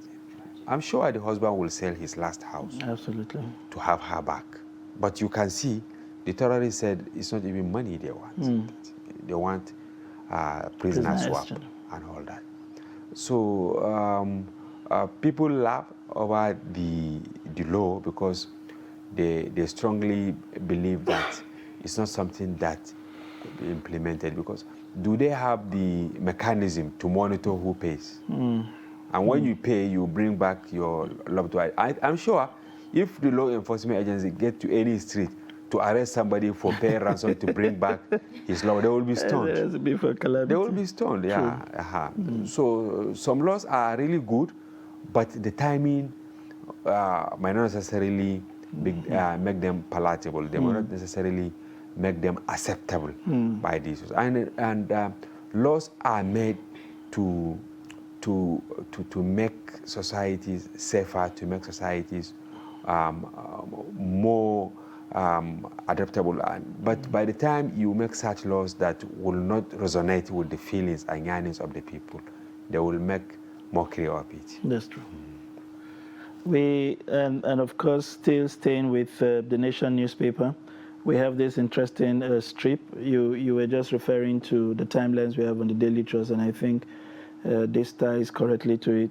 Boko Haram kills 8, sets military base ablaze in Chibok village. We were hoping, you know, after doing the 8 years remembrance on the Chibok, the over 100 Chibok girls still in captivity, we were hoping for some positive news from Chibok, or as it concerns Chibok, and now we are hearing that they've been attacked again, and we lost about 8 persons and a military base set ablaze. What do you make of this fresh attack? It was in a village called Takari, I think, which is not far from Chibok. Yeah, we will continue to witness this, but they are now isolated. Unlike when, you know, we had a series of attacks maybe 3-4 years back. They will continue to do this because you know, the enemy will always want to prove that he or she is still there. Yes, it's really sad, and you can see this adds to the depression of the people, because we visited Chibok during the anniversary, and it was a tale of despair. Yes, our story this year, we reported the number of parents that lost their lives while waiting to have their daughters back. And based on assessment, many of them you know, died because of heartbreak and then ailments that, you know, they came across in the course of thinking about their daughters. So it's really sad, and our prayer is that not only the Chibok girls, the Yauri, and the many unreported abductions. Because if you go to Kaduna, if you go to Zamfara, if you go to Kebbi, which has not been on the spotlight, yes, many people are there. And it is only their loved ones that are missing them. The society has forgotten them, and it's really sad. Truly. On the Nigerian Tribune this morning, we're seeing that Yahya Bello seemed to be getting a lot of love from women in that part, as thousands of women, you know, storm Akure Street rallying for him, also saying we are not interested in zoning. You see, people initially didn't take him serious, but I don't know. Maybe they're careful. But I foresee him maybe becoming the vice president or something like that. But even he wants to be the president. But you can see he deliberately reach out to, maybe he's ADC. Yeah, it's a woman. Okay. Yes, in Maybe Kogi, all the local deputy chairmen of the local government areas are women. That's interesting. Yes, he has commissioners. So there is no clamor for this affirmation in Kogi. He has done that. And now you can see how he's loving his way to the hearts of women. And if people are not careful, maybe we should take time and assess the delegates that will come to Abuja. If there are more women, chances are that it could be him. Yes, it's a good one. I think he's making a difference. Yes, and his campaign DJ is also a woman. Yes, Abiola. So I don't know, people say he is warming his way, and it's really strategic. You remember how Donald Trump? Yes. Almost. Yes, how he really humbled serious contenders in the United States. When he started, people call him all sorts of names, but here he was. He warmed his way to the White House. So other contenders should also have something, because when you have something strategic, you shouldn't undermine people like that. Yes, if he is so strategic in his approach, it means that he will make a point, because sometimes it's not just about winning, but about making a difference, making reference. So if people will start making reference to something unique you have done, it means that you are making a difference. And I think Yahya Bello is making a difference as far as bringing women to the fore, taking them to the corridors of power is concerned. He is doing well. Yes. And I'm sure Zainab is happy.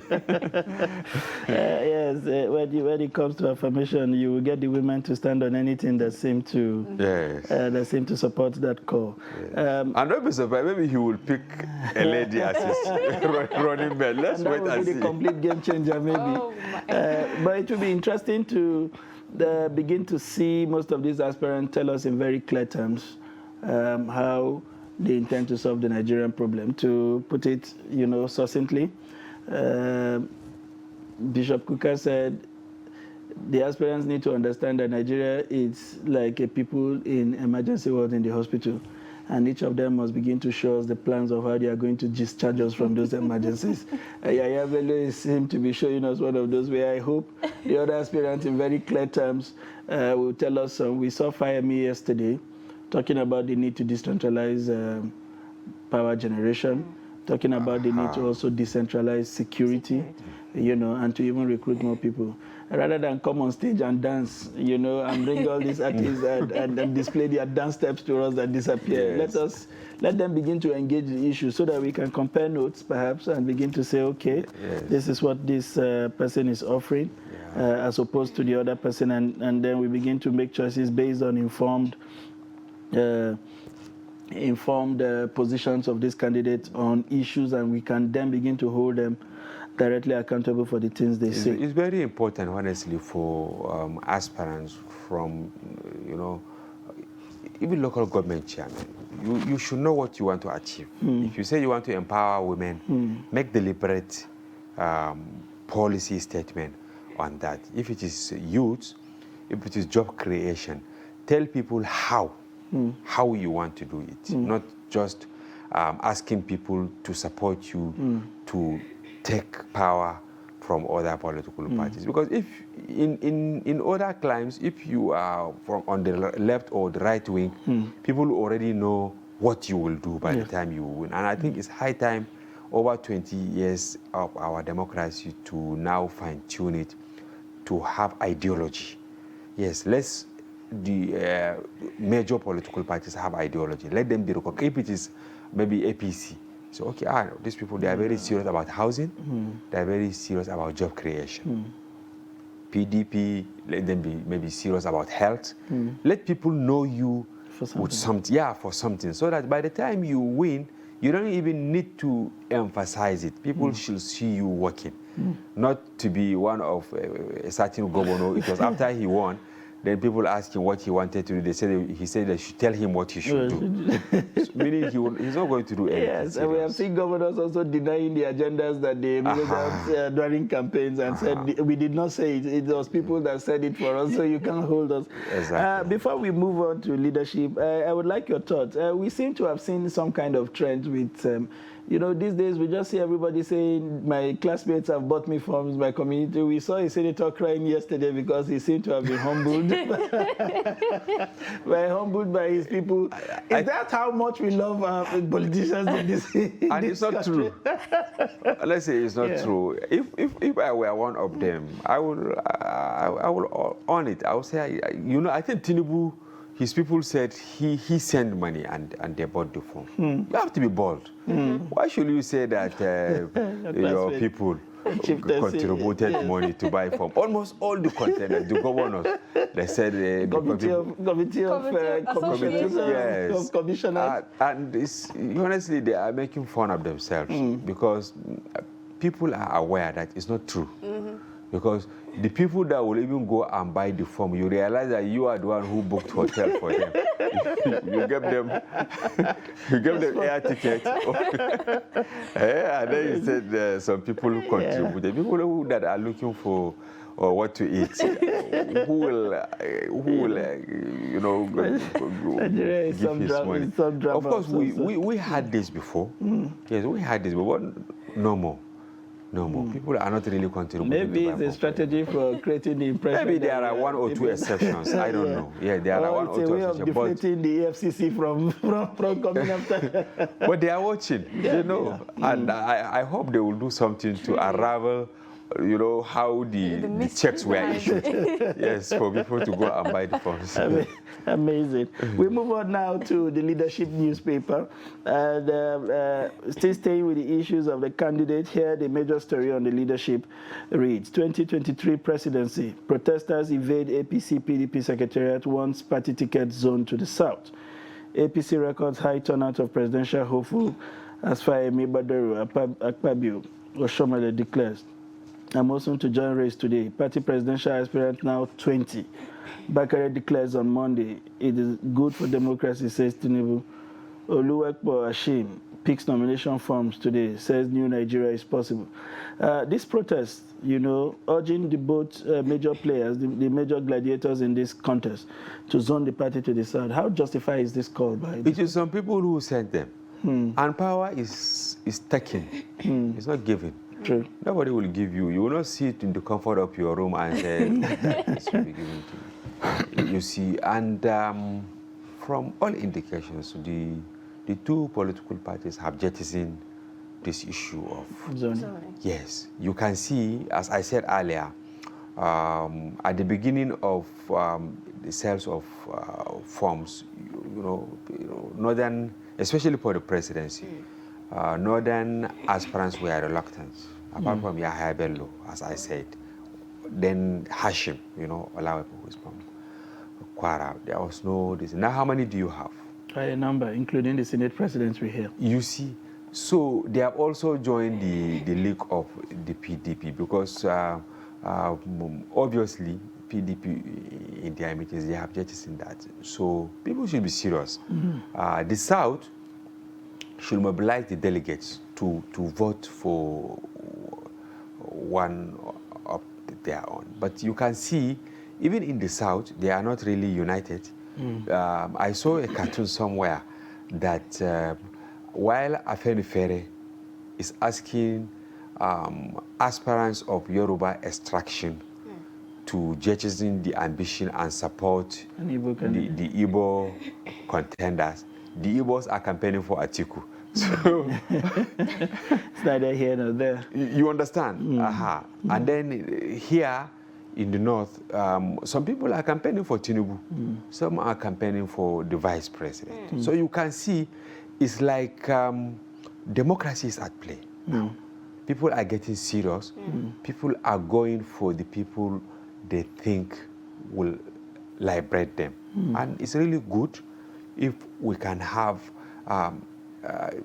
people who will get to the corridors of power based on their pedigree, based on what they stand to offer, not riding under the guise of ethnic chauvinism, or religious parochialism and all that to get to the court. Yes, because if you allow somebody to hold onto power based on his religion or based on the region he comes, he will see where he comes from as his sole and most important constituency, instead of looking at the bigger picture.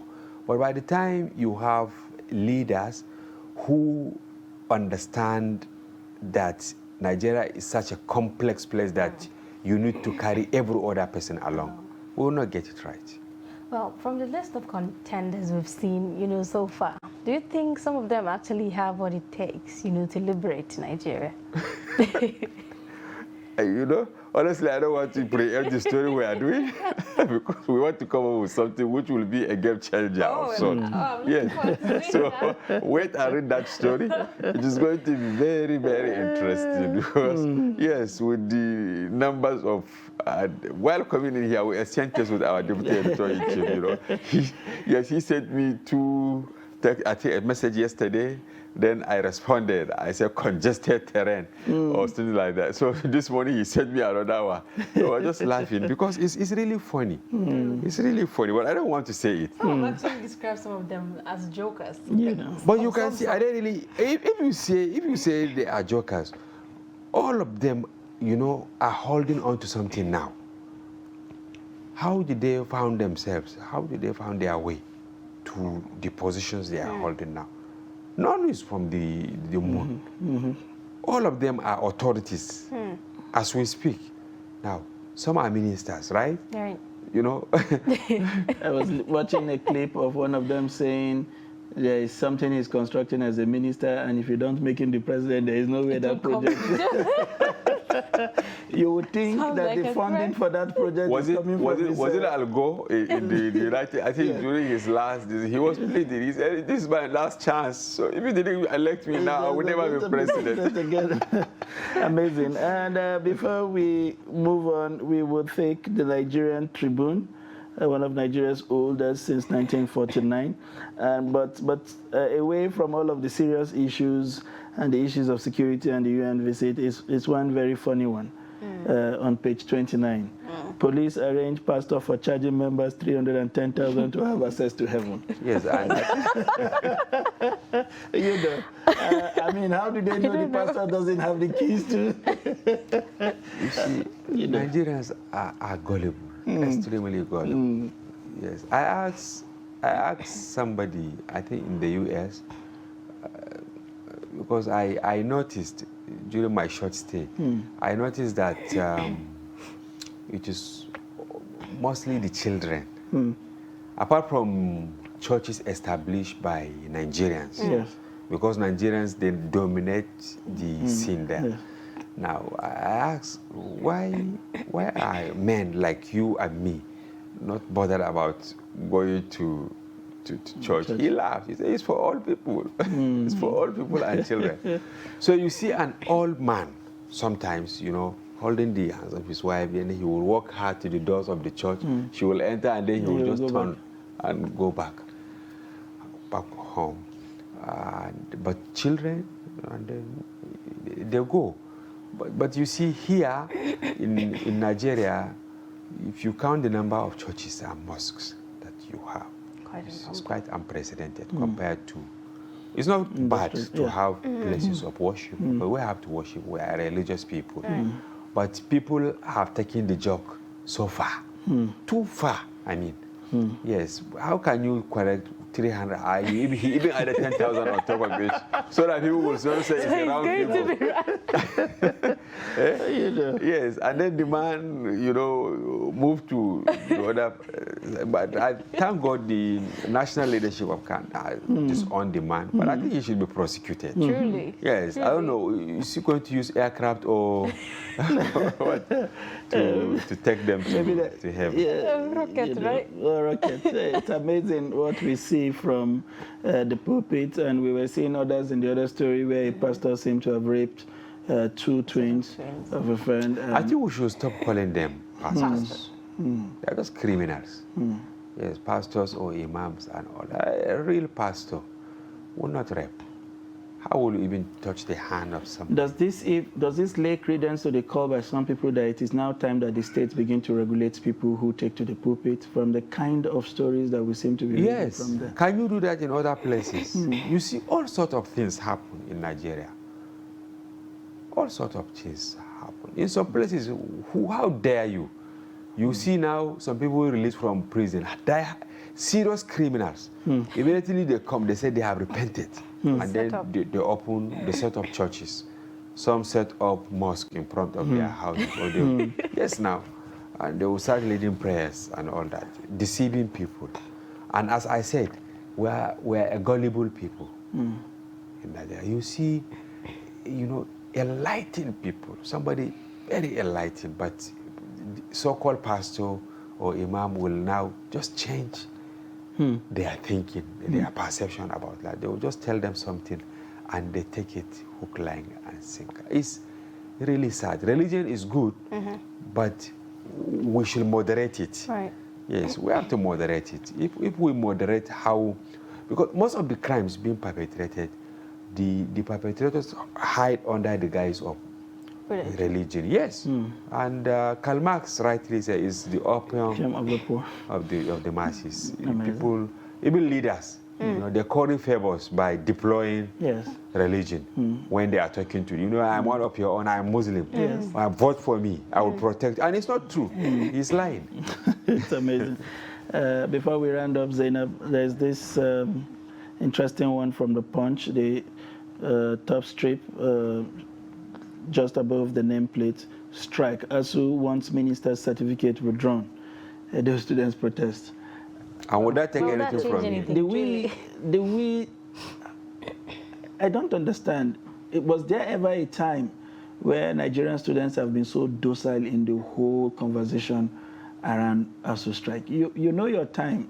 There were things that VCs would do and they would never get away with it because we had a very vibrant student body that would not take most of the kind of lame excuse that seem to be lying that makes it easy for whether it is ASU or federal government to just relegate issues about these students to the background and just keep them at home perpetually.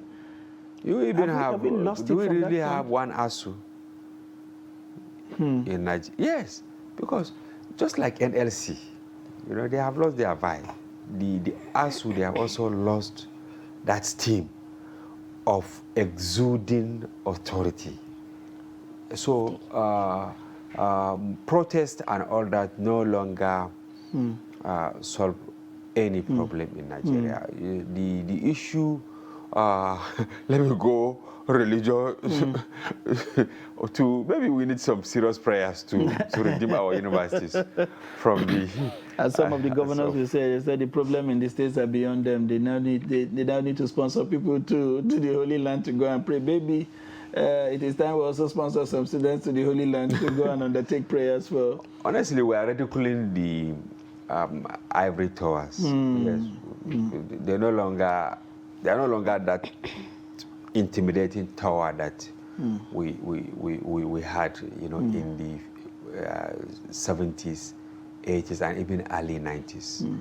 Yes, but we have to restore the confidence in our ivory towers because by the time both the students, teachers, and the authorities are not serious, it's really sad. Very painful. What a way to wrap up the conversation this morning on looking at the newspaper review. And with us in the studio has been the general editor of the Daily Trust newspaper, Malam Hamza Idris. Thank you for giving us those insightful perspectives. And I look forward to seeing that, the contenders feature that is coming. I can't wait to see that. Yes, wait and read. Very interesting, yes. And he has given us a quote to live with. The ivory towers are no longer ivory. I hope all that are concerned, would note this and do something about the Nigerian university system. We now have idle people at home who are taken to all kinds of vices, that is further worsening the situation of the country. Thank you very much for being with us this morning. We will now take a short breather. When we return, the program continues. When the situation where you find that look at the necessarily tribal or regional. Because I have said that.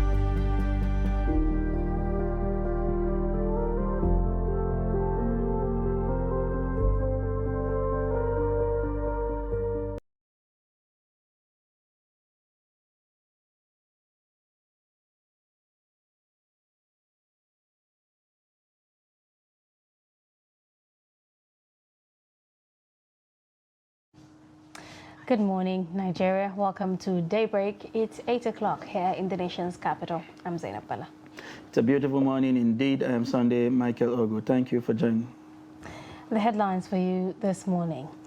NCC to roll out 5G network in August. Anambra PDP may not field legislative candidate as crisis deepens. World Bank releases poverty report, issues warning to Nigeria. And now the news in details. The Nigerian Communications Commission, the NCC, has confirmed issuance of final letters of award of the 5th generation 5G spectrum licenses to MTN and Mafab Communications. The two licensees emerged winners of the 3.5 gigahertz spectrum auction conducted by the Commission in December last year and are now expected to roll out 5G services from the 24th of August this year.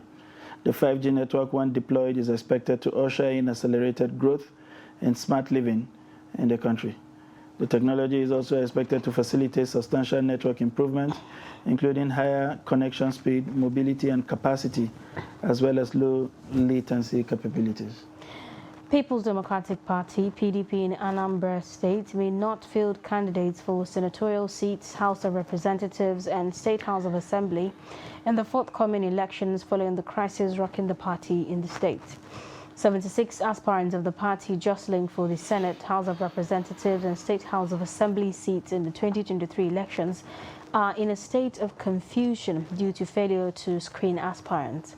The Anambra Ward Congress panel of the PDP, led by Jibrin Ahmed, was at the weekend held hostage by the party's aspirants and stakeholders over its inability to present the original result sheets. The panel members had directed the aspirants who were contesting the National Assembly elections and others to converge in the party's office for briefing before the Ward Congress. But trouble started when they presented the photocopies of the results sheets. And now, the World Bank has said that Nigeria's effort at reducing poverty might hit the rocks if certain economic issues are not addressed. These include low human capital, labor market weaknesses, and exposure to shocks. This is contained in the new World Bank report titled A Better Future for All Nigerians, Nigeria's Poverty Assessment 2022. The report represents the culmination of the World Bank's engagement on poverty and inequality, relevant data and analytics in Nigeria in the past 2 years. The report draws its conclusion from the 2018-2019 Nigerian Living Standards Survey, which provided Nigeria's first official poverty numbers in almost a decade, as well as the Nigeria's COVID-19 longitudinal phone survey. Now, in other news, President Muhammadu Buhari on Wednesday received the United Nations Secretary General Antonio Guterres at the State House in Abuja. He was received by top government officials.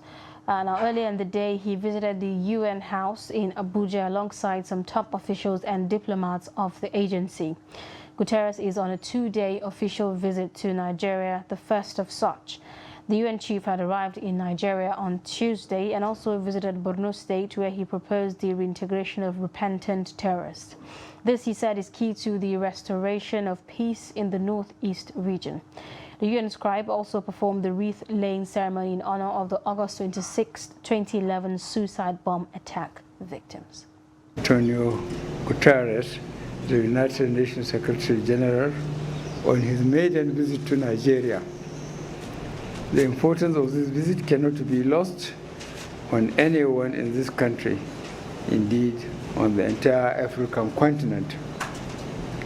Coming at a time when the entire global attention is focused on the unfortunate situation in Ukraine, we in this region are feeling already that the world is forgetting about us. There can be no better assurance that the world is with us as we confront extremist terrorist organizations, hunger, and the enormous problems of dealing with millions of displaced people than this important visit. This visit is not therefore just a visit, but a meeting of minds and aspirations on what must be done to assist our country and the troubled sub-region. Yesterday, I had the opportunity to visit Borno State. And I must confess, I arrived in Borno with the impression caused by so many years in which I was hearing stories about how dramatic the situation was, how terrible the suffering of the people, how impossible to control the terrorist activities, a sense of despair. But the Borno I met yesterday was the Borno of hope. And I saw an enlightened policy aiming not only at defeating militarily the terrorists, but at addressing the root causes of terrorism. I saw the governor committed to reestablish the confidence between the people and the government, committed to provide the people in their different villages around the state the capacity to protect themselves, committed to create conditions for the return of the displaced, but also for the reintegration of those that have abandoned Boko Haram, that have finally discovered that terrorism is a crime against humanity and a crime against God's will, and that now needs support to reintegrate in the society. And that support I could witness in the visits I made. And there you go. In 2018, President Muhammadu Buhari administration unveiled the roadmap meant to transform the aviation industry. On the roadmap are the national carrier, airport concession, airport leasing company, aircraft maintenance organization, Aerotropolis, and an improved workforce for the sector. But 7 years into the life of the current administration, there is increasing concern and pessimism over the delay in the implementation of the roadmap.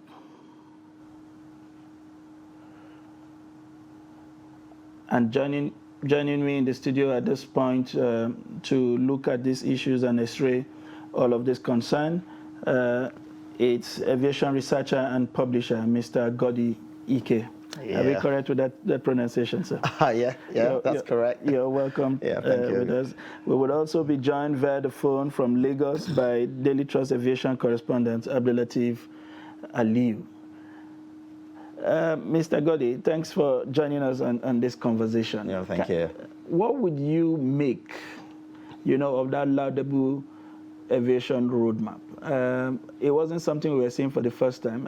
During the Jonathan administration, I recall Stella Oduah touring around the world with a blueprint around Aerotropolis and how that would transform the aviation sector and impact heavily both on our GDP and the Nigerian economy. What seemed to happen when it comes to aviation in Nigeria? Have we taken it for merely a talk shop sector, or are we missing the fact that that sector truly does have the capacity to impact the Nigerian economy? Michael, answering this question is quite a tricky one, and I'll tell you true, difficult to deal with. I will only describe my experience researching and publishing issues of aviation and taking it so deeply that I always challenge the professionals in there. I say, if anybody thinks I'm talking nonsense, come to a TV show or a radio show and challenge me, and let's talk about these things, and then we'll see who knows it better than the other. But nobody's accepting those kind of challenges. My observation is that the Ministry of Aviation in Nigeria is an enclave. If you understand my description of an enclave, a place that is emasculated, a place that you get in and you get sucked in, and even if you came with a new idea, if you don't have that strength of character to resist what you do not want, you get twisted to join the old order. And then you begin, unconsciously, you begin to act in accordance with the old order. That seems to be what's going on.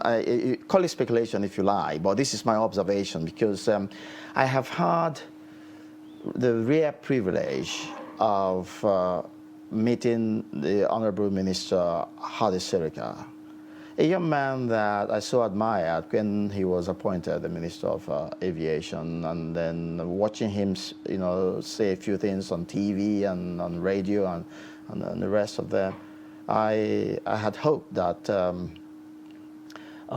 at last the aviation sector has gotten, some smart young man that will take us through and get us to the destination that we've all been desiring. But along the line, I found that things weren't moving as fast as they should. And of course, sometime in 2018, he did the 5th Aviation Stakeholders Forum. Michael, I was there, live. Every word any individual said in that place are recorded graphically. Every presentation the Honorable Minister made, and then we ask questions, and beyond that, I'm giving you all this background for you to understand the frustration and how we feel. Beyond that, I had another rare opportunity of being on NTA live for 1.5 hours with the Honorable Minister Hadi Sirika, and we discussed all issues. I even asked him questions, and which he answered.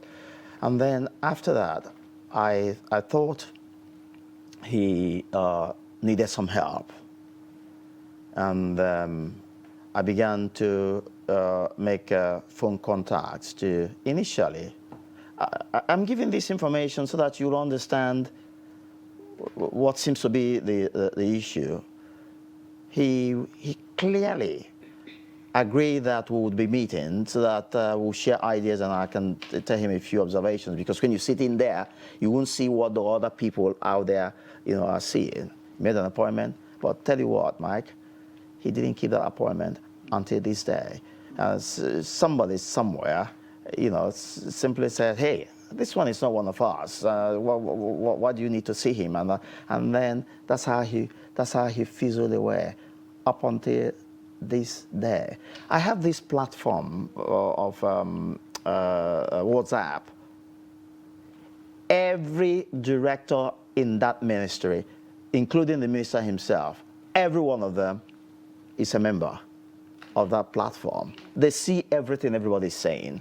I mean, whatever I post there, personally, they see and they read, but you would never get anyone react or respond to what's going on. Just a few days ago, as if I knew that you people would be inviting me to have this discussion, just a few days ago, after arranging for the stakeholders to have a Zoom meeting, my friend in Texas, the United States of America, offered me a Zoom meeting platform that can take a minimum of 500 people. That's how huge that Zoom, and then gave it and said, listen, do what your aviation stuff, and let's see how we can fix this aviation stuff in Nigeria. Without the Honorable Minister being on that kind of Zoom meeting, it wouldn't make sense. That's true. I would want to interject you at this point. Yes. And bring in Abdulateef Aliyu, aviation correspondent from Lagos. Good morning, Abdulateef. Can you hear us, Abdulateef? Yes, very well. Good morning.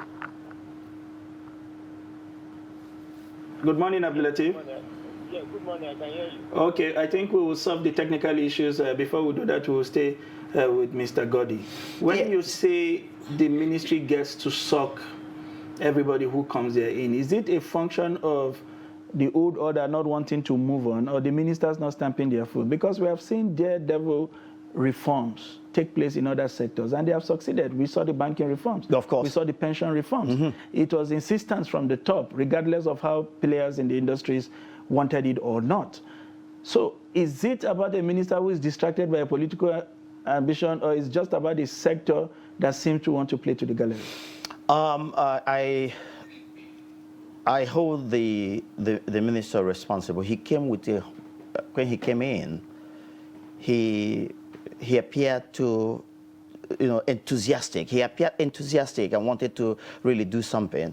But as soon as he got sucked in, he began to play along with the old order. But I tell you what, Mike, the reason this is going on in this nation is that there are no consequences for bad behavior. That is the reason this is going on, and especially at this time in this regime we have on our hands, it would seem that people who are invited to serve appear to be the bosses, rather than the Mr. President who appointed them. Okay. Now, Yes. It's just 1 year and a month, for this Yes. administration to fizzle out. Stakeholders are worried, about the future of this roadmap. Where Yes. do you see this going? Oh, well, you see, if you are not able to communicate and you are not able to hold conversations as an interested party, I mean, how can I be doing the burning the midnight oil I do in researching every inch of the aviation sector and publishing? A man that probably has over 160 30-minute videos of research works published on YouTube. It's not a mean joke. And a man, you can just wake up and ask him anything on the surface of this earth about aviation, and he doesn't need to look into any books or any reference to begin to give you answers about what you need to hear. Haven't gotten that far. If you were elsewhere where people have value for knowledge, if I knock at the door of the aviation sector, I want to talk to somebody about something I'm bugged about, they will give me audience. But we have on our hands people who have become too big-headed to be taught or to share views or to share knowledge and share ideas. And of course, they go on in a manner that sends a message. Nothing can happen. We're in charge. And we can do whatever we like. You guys can make your noise out there. That's the attitude.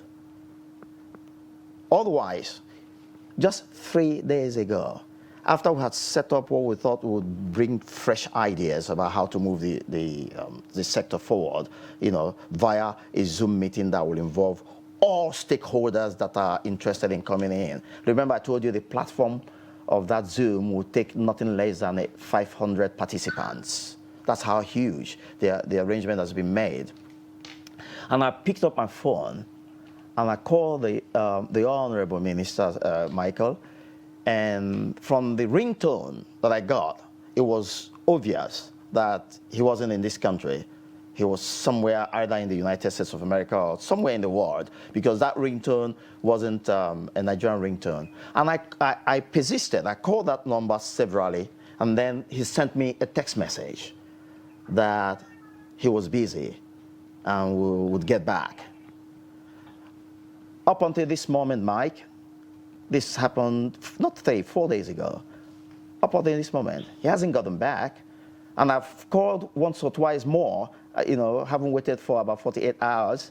He won't pick the calls anymore, and he won't get back. Okay. I mean, who is the boss and who is the servant?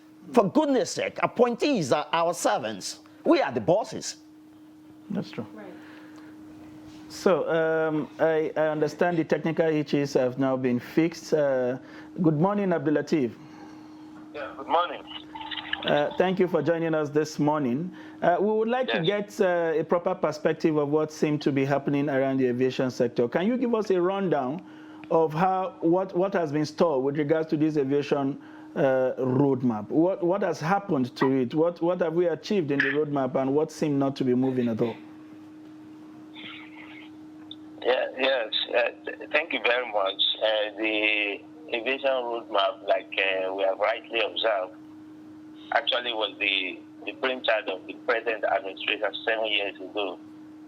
And I could recall vividly then when the Minister of State for Aviation then, when he was first appointed, that was one of the stakeholders forum he convened, and where he unveiled this roadmap, which has close to 6 projects underneath.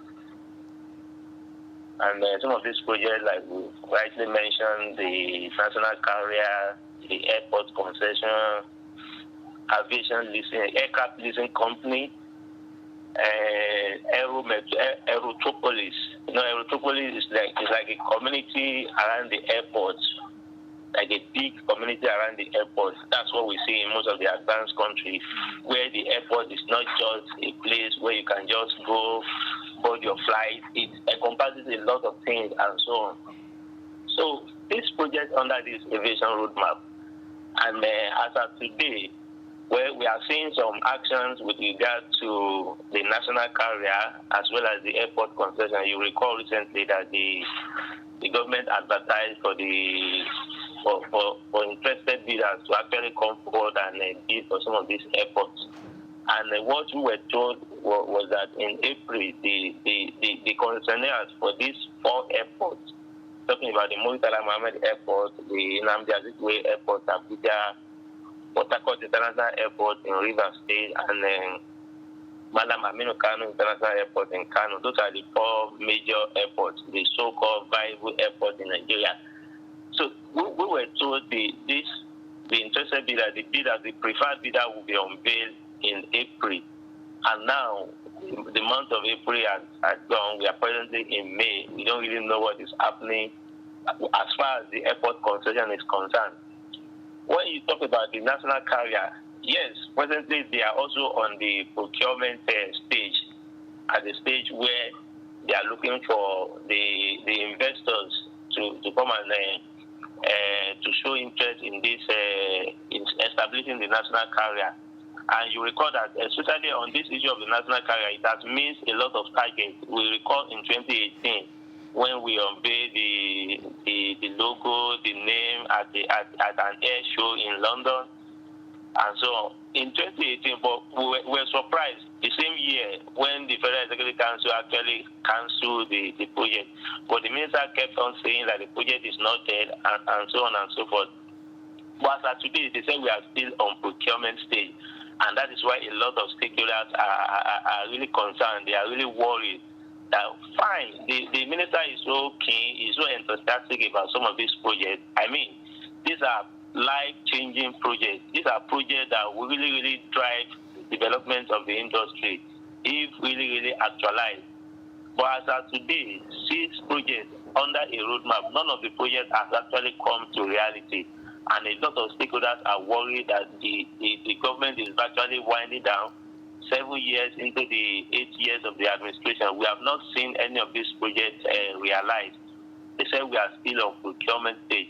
But yes, the concern is so glaring. A lot of stakeholders are really worried.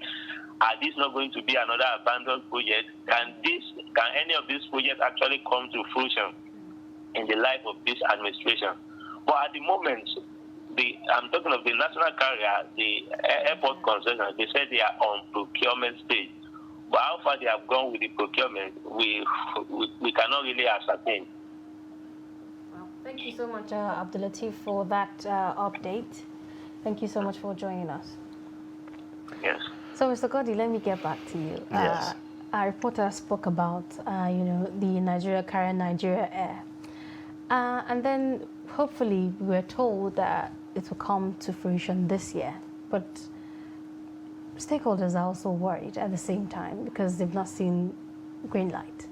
What would you say about Nigeria Air? Do you see that project seeing the light of let day? me start from the positive to whatever else we'll dovetail into.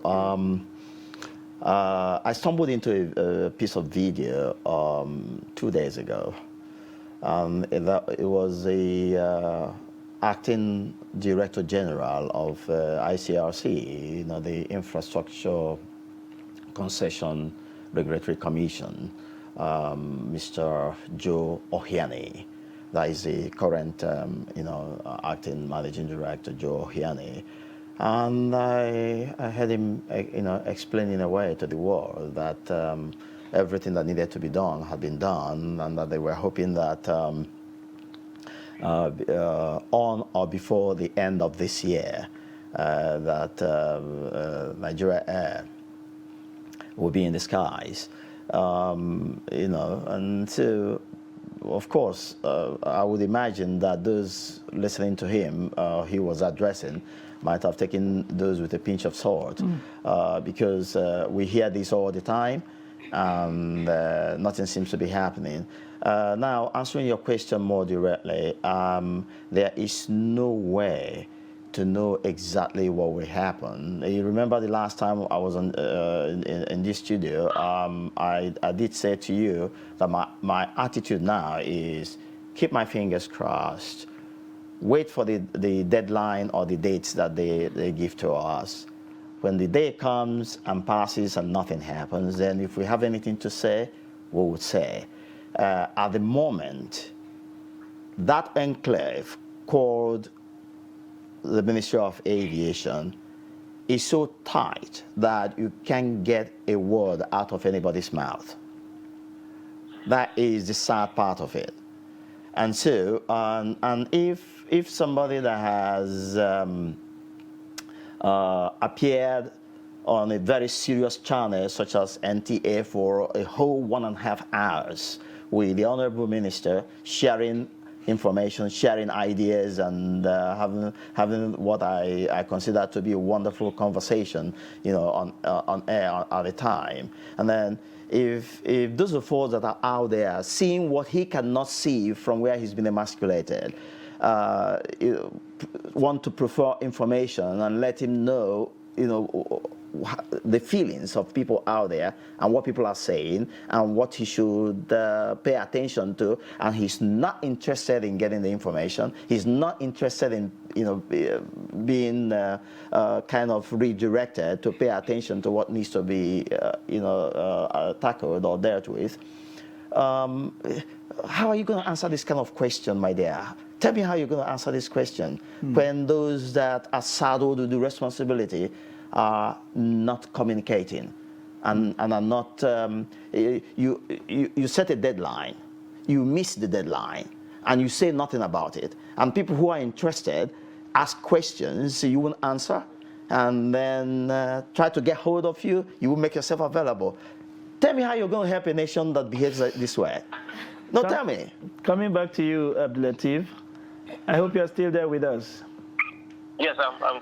So, we know you have covered this sector for a while. Is there any other information you have been able to lay your hands on with regards to this roadmap? Is there something else you think is brewing on the background that you think we should know that the ministry is not saying anything about, given the testimony of Mr. Godi?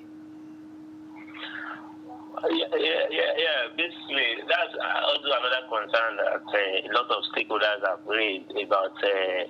It's quite difficult getting updates on what is really happening as far as this roadmap is concerned. Yes, we were given some deadlines with regards to airport concession. Like I said, April. Did anybody come out to say this is the reason why the concessionaires were not named? There was nothing like that. I had the opportunity of speaking with the former spokesperson of the minister, the former director of information in the ministry, who is now the special assistant public affairs to the minister. What he said was that yes, the roadmap is still on course. Most of the projects under it are very alive. They are not dead. Definitely they will be achieved before the end of this administration. That was what he said. It's not that he was actually categorical about when some of these projects will come into fruition. And people are worried. This is not rocket science, because even the Union of Aviation Workers, the National Union of Air Transport Employees, the national president in his May Day address also called on the minister to review his roadmap. Some stakeholders believe, yes, fine, these are fantastic projects under the roadmap. Maybe there is a way of breaking it down so that you focus on achieving a particular project under the roadmap. If it is airport concession you want to focus on, fine. If it is aircraft leasing company, which is one of the most important projects as far as some of the stakeholders are concerned, because most of the domestic airlines, they have issue with leasing aircraft. They have to go as far as Europe, they go to East Africa just to lease aircraft. But if you have that kind of opportunity in Nigeria, there's still a lot of foreign exchange, and it's very easy and also affording for them to get. The national carrier, fine, it's good to have an airline that bears the name of Nigeria Air. That is probably what a lot of countries are looking into. Already we have some domestic airlines that are doing fantastically well, who only need some kind of encouragement. So if they have this leasing company right at their doorstep. It will be very easy for them to acquire aircraft. It's very easy for them to open up some roads and so on. But if they are missing aircraft from outside, they incur a lot of forest, which is not even available. So that is one of the issues that the domestic airlines are talking about now. They need forest to do a lot of things because the operation is essentially dollarized. To maintain their aircraft, they need dollar. Even to buy aviation fuel, they need dollar because this aviation fuel is actually imported, and we've been shouting about the cost of Jet A1 is very expensive. It's as a result of the naira depreciation because this thing is actually paid for in dollars. So by the time you begin to convert it into naira, you see that it actually eats deeply into their cost of operation and so on. So is it therefore I'm saying, can you even break down this roadmap? Can you say, okay, out of these 6 projects, we want to probably focus on achieving 2 of the projects, the one that you know will really have impact on the operation of the existing carriers and so on. But as of today, we don't really know what is happening. The government actually opened on the airport concession. The government actually opened a website where we can check the development regarding the concession of the 4 airports. And this is what I do almost on a weekly basis. I go to this website. I didn't get any new information. When you open it, the website address is I think airports. I can't really remember the address now, but when you open it, the information you see there are information that has been posted since last year.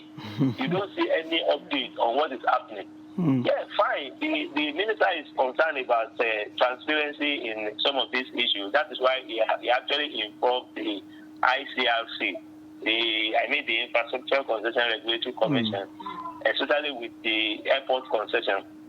The minister came and saw that we had an issue with the existing concession, the one that would deal with the dichotomy of this world.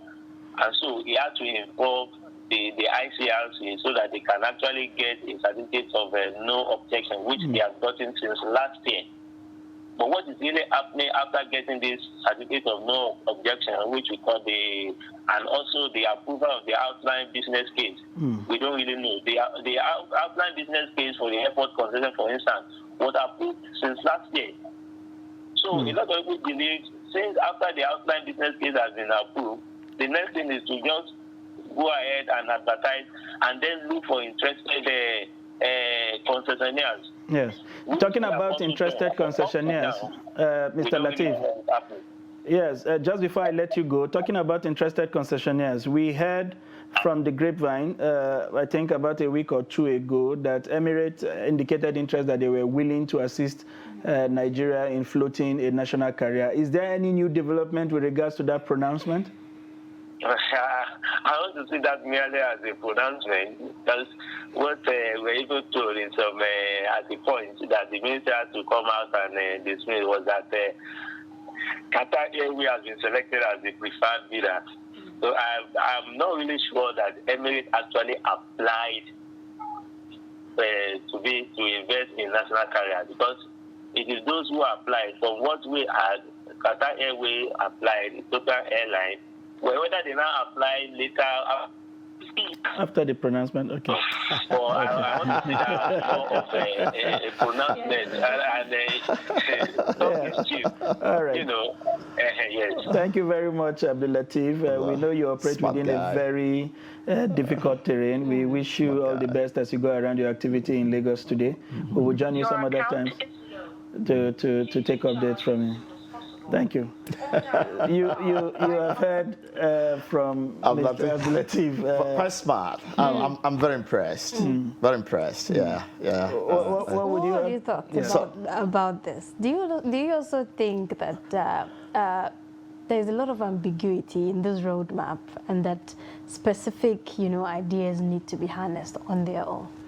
Oh yes, because it's a document about 63 pages or clips or what do you call them in computer operations.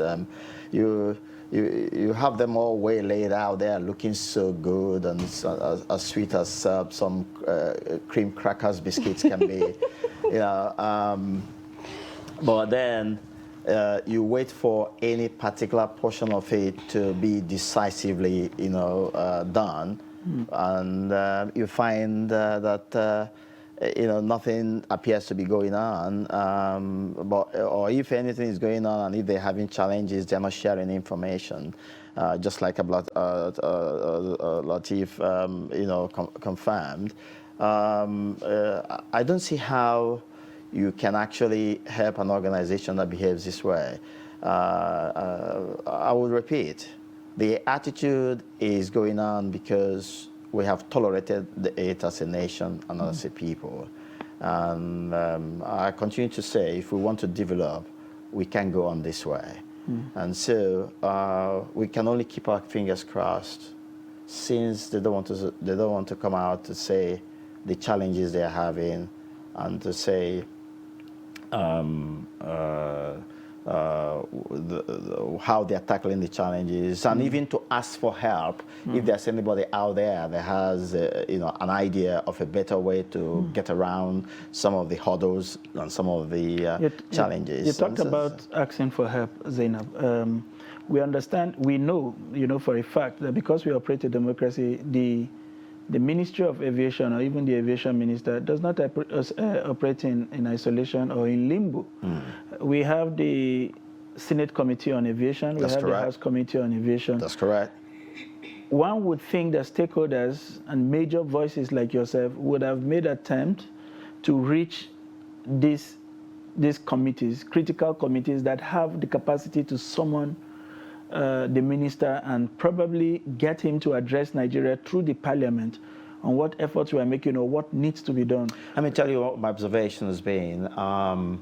Aviation is a very highly technical area. If you do not delve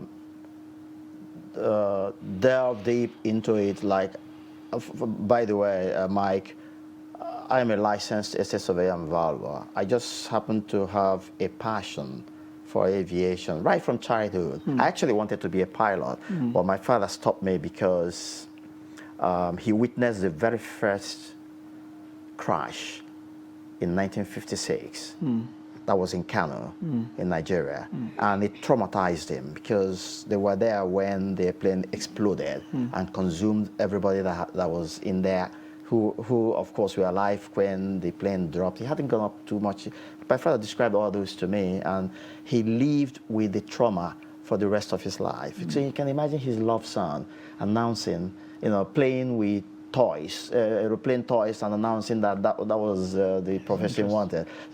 My father said over his dead body, forget it. And of course, as a respectful son, I let him have his way. But then I personally began to acquire tools, acquire books, acquire electronic gadgets, everything that I needed. And I delved in so deep that when I sit with pilots, I often tell them things that they were not told in aviation school.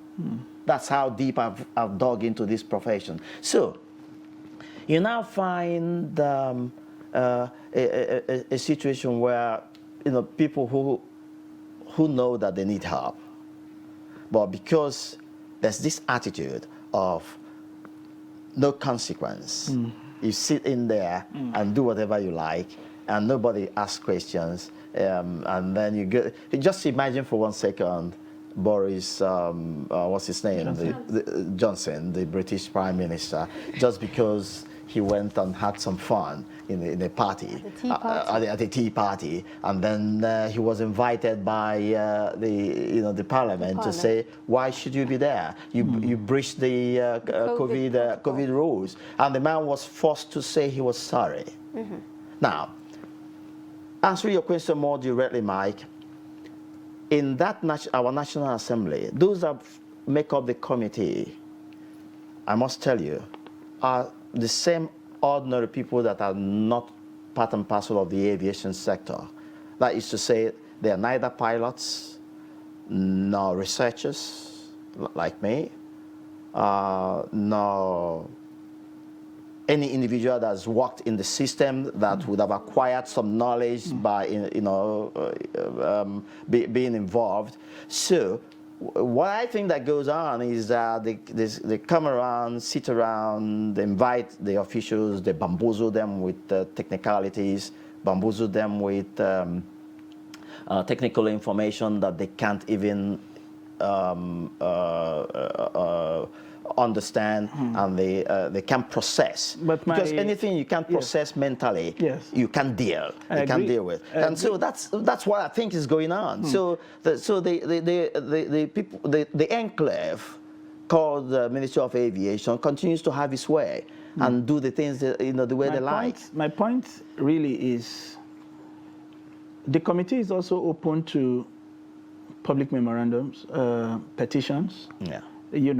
One would have thought that given that they may not understand so much what some of you researchers in this place know, that maybe a public petition directly to the committee and maybe copy it to other public complaints commission and all of that about what you think should be standard operating guidelines, or what we should be doing that, the ministry should be doing that is not doing, to this committee would probably further enlighten them and guide them on what the stakeholders and indeed Nigerians expect of the ministry, rather than just closing that channel to just a two-way communication between the National Assemblies and members of the ministry. Have you explored any of these options as a way of getting players in the ministry to listen to stakeholders? In all fairness to, excuse me, in all fairness to the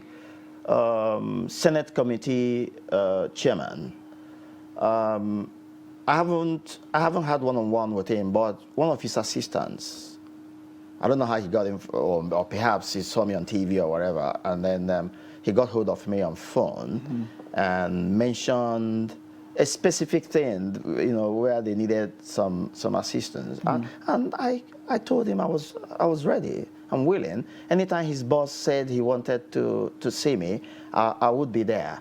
He reached out to me, in all fairness, and he said okay, that he was going to get clearance from his boss to know, when he would have the time for him to ask the questions he wanted to ask and get answers and stuff. That was the end of the story. They never got back. It wasn't for me to go, chasing them. They were the ones that had issues. One of his assistants picked up phone, got hold of my number, called me, spoke with me, and then I announced my willingness to help them. Free. They weren't going to pay any money. And let's get this whole thing going. And he was quite happy on phone and said, okay, he was going to get clearance from his boss, and then he would get back to me to set up an appointment and let me know. That was the end of the story till this day. And so, again, answering your question more directly, I haven't on my own side bothered to now, petition to them and write and say, with that attitude and idea that, okay, these guys know that I am there, otherwise they wouldn't have, the special assistant to the big man wouldn't have called to seek, or rather find out whether I would be disposed to answering their call if they invited me over. And I said yes, if anytime you set up the time. So turning around again to begin to write and petition, to them, it didn't occur to me that it was a way to go, since they already knew that I was willing to help them and I was willing to answer whatever questions they had. So my imagination there again would be that perhaps somebody has mentioned it to somebody that we are considering having this individual around, and they say, hey, this is going to create us too much trouble, too much problem, and this kind of stuff. I'm just imagining. I'm not saying that's what happened, but I'm just wondering why a serious-minded department such as that would get hold of an individual, ask whether that individual would be willing to come around if invited, and the individual said, yes, I will be. If you invite me, it's not going to cost you any money, I will come. And I will tell you what, the desire is to see that things are going, and to see that those who have worked hard to acquire knowledge are supplying the knowledge for the development of our nation. I mean, if nothing else, I have beautiful and handsome, children that should enjoy a future Nigeria, and I gave good education, the best that money could ever pay for. Truly. Yeah. Yes. Okay.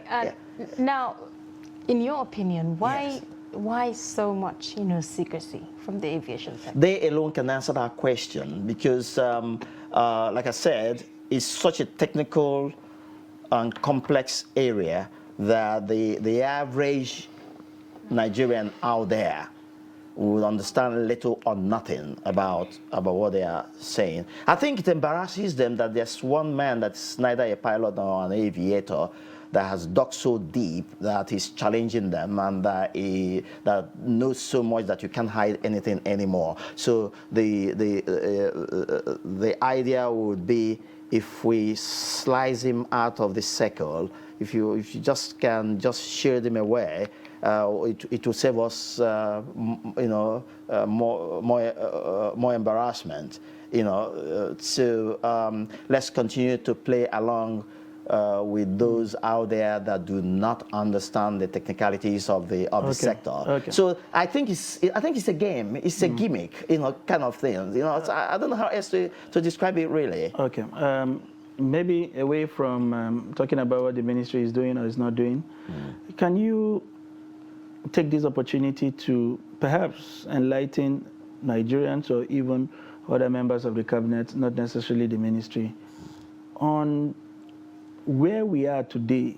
I'm talking about the aviation sector, what we need to be doing in the short, medium to long term, and where we need to be for aviation to take its place of pride in the Nigerian economy. Yeah, number one is that, first of all, we need to understand that the aviation sector is so huge and is such an impactful sector that if we had done well with this, the economy of this country will be far way ahead of what it is. And then, please excuse me, you mentioned a moment ago about Emirates. I want to let you know that the first plane they ever flew in UAE was given to them free of charge by Nigeria. I'm sure you don't know that history. The very first airplane, those two brothers that are the leaders of the UAE, the very first airplane they flew as a private jet was given to them by Nigeria. And then, by the magnanimity of Nigeria Airways, 2 more 737 Boeing aircraft were given to them to make 3. Those 3 airplanes were the planes that made and created this awesome Emirates that you know today. Why Nigeria Airways, that played the big brother, went down and died forever, Emirates became one of the, I don't know, I'm looking for the appropriate word to describe how awesome that airline is, acquiring the best available anywhere in the world. So, haven't brought this to your attention to let you know how we have really misbehaved and gone down. I have severally on air told this nation that, number one, we need to have airports in all the states of the Federation. Don't tell me about they can't maintain them, because if you understand how these things work, you will then understand. And then we do what I described as interconnectivity scheme, creating an interconnectivity scheme that will ensure that all airports are busy. Do you know that if I don't know your home state, but if you don't have an airport in your home state and you were to have one today, the governor of the state, if he knew what aviation can do in his economy, can actually set up some manufacturing factories to process things that you do best. If you produce a whole lot of tomatoes in your place, or you produce a whole lot of cassava, you produce a whole lot of yam, or corn, or whatever it is in the agri sector that you are good at, just for having an airport there will expose you to the world. You process these things, export them. But Nigerians will argue that even the places where we seem to have had this airport, they have been as docile as a farmland that is not put into use. Yeah, so how do you advance the arguments that we need them in more places when we have small spaces where one airport in a state, for instance, an airport in Enugu can serve Abakaliki, can also serve Oka, which is barely 1 hour away. How do you rationalize the arguments that you need an airport in Asaba, and then in Onitsha, and then in Enugu, Wonderful. and then in Abakaliki? Wonderful, wonderful, wonderful. You are really getting the picture. That's why you need what is known as the state interconnectivity scheme. For instance, I'll give you an example. In London, you have the Gatwick Airport there, and you have the Heathrow. Until a Nigerian, by the way, Gatwick is being, modernized and is doing pretty well right now. And guess what? The man doing that thing is a Nigerian, a Yoruba man. I keep forgetting this, man's name, but a financial guru. You know about that.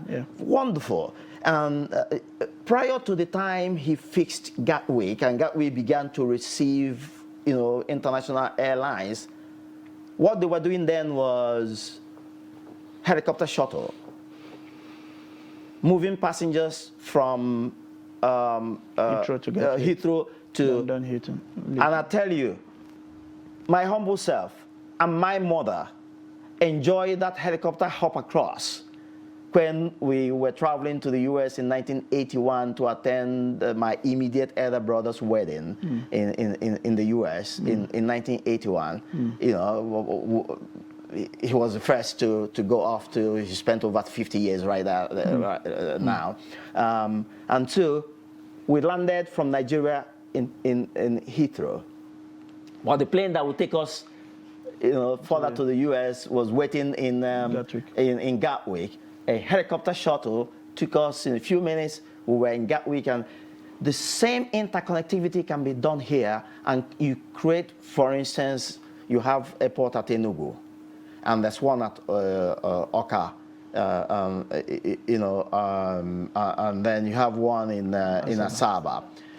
Now you're now wondering, how can we make this whole place bubble?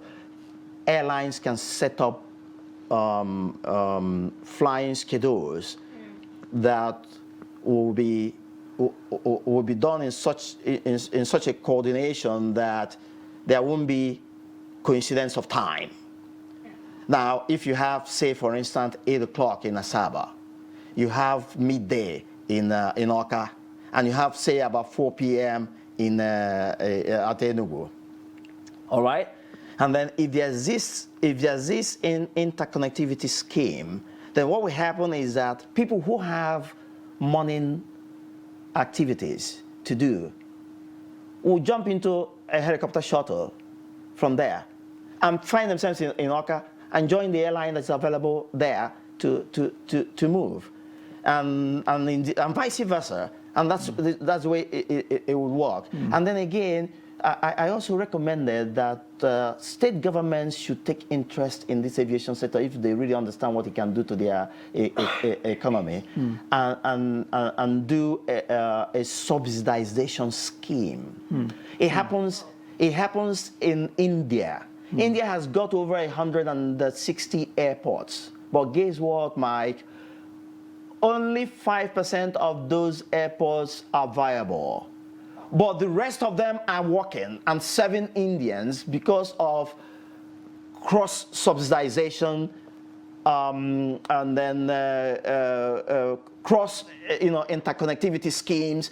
These were things, and I'm not going to give all the details. Because of time, but I have them all on paper, and nobody is willing to listen. Right, we have to hold you there. Very interesting. We're talking about aviation. Yeah. But I think we're going to continue the conversation next time. Yes. Mr. Gordy, thank you so much for coming on the program this morning. Appreciate we hope to gain more knowledge and technicalities of the aviation industry from you some other time. Yeah, thank you. Thank you very much. It's a pleasure to have you. Yeah, thanks. We will now take a short breather. When we return, the show continues. Please stay with us. Well, with that... Okay.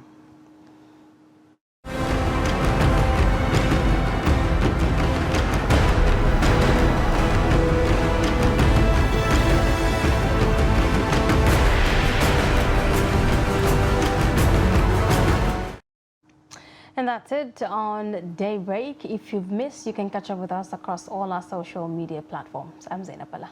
I am Sunday Michael Ogu. It's been a pleasure riding with you this morning. Please see you next time.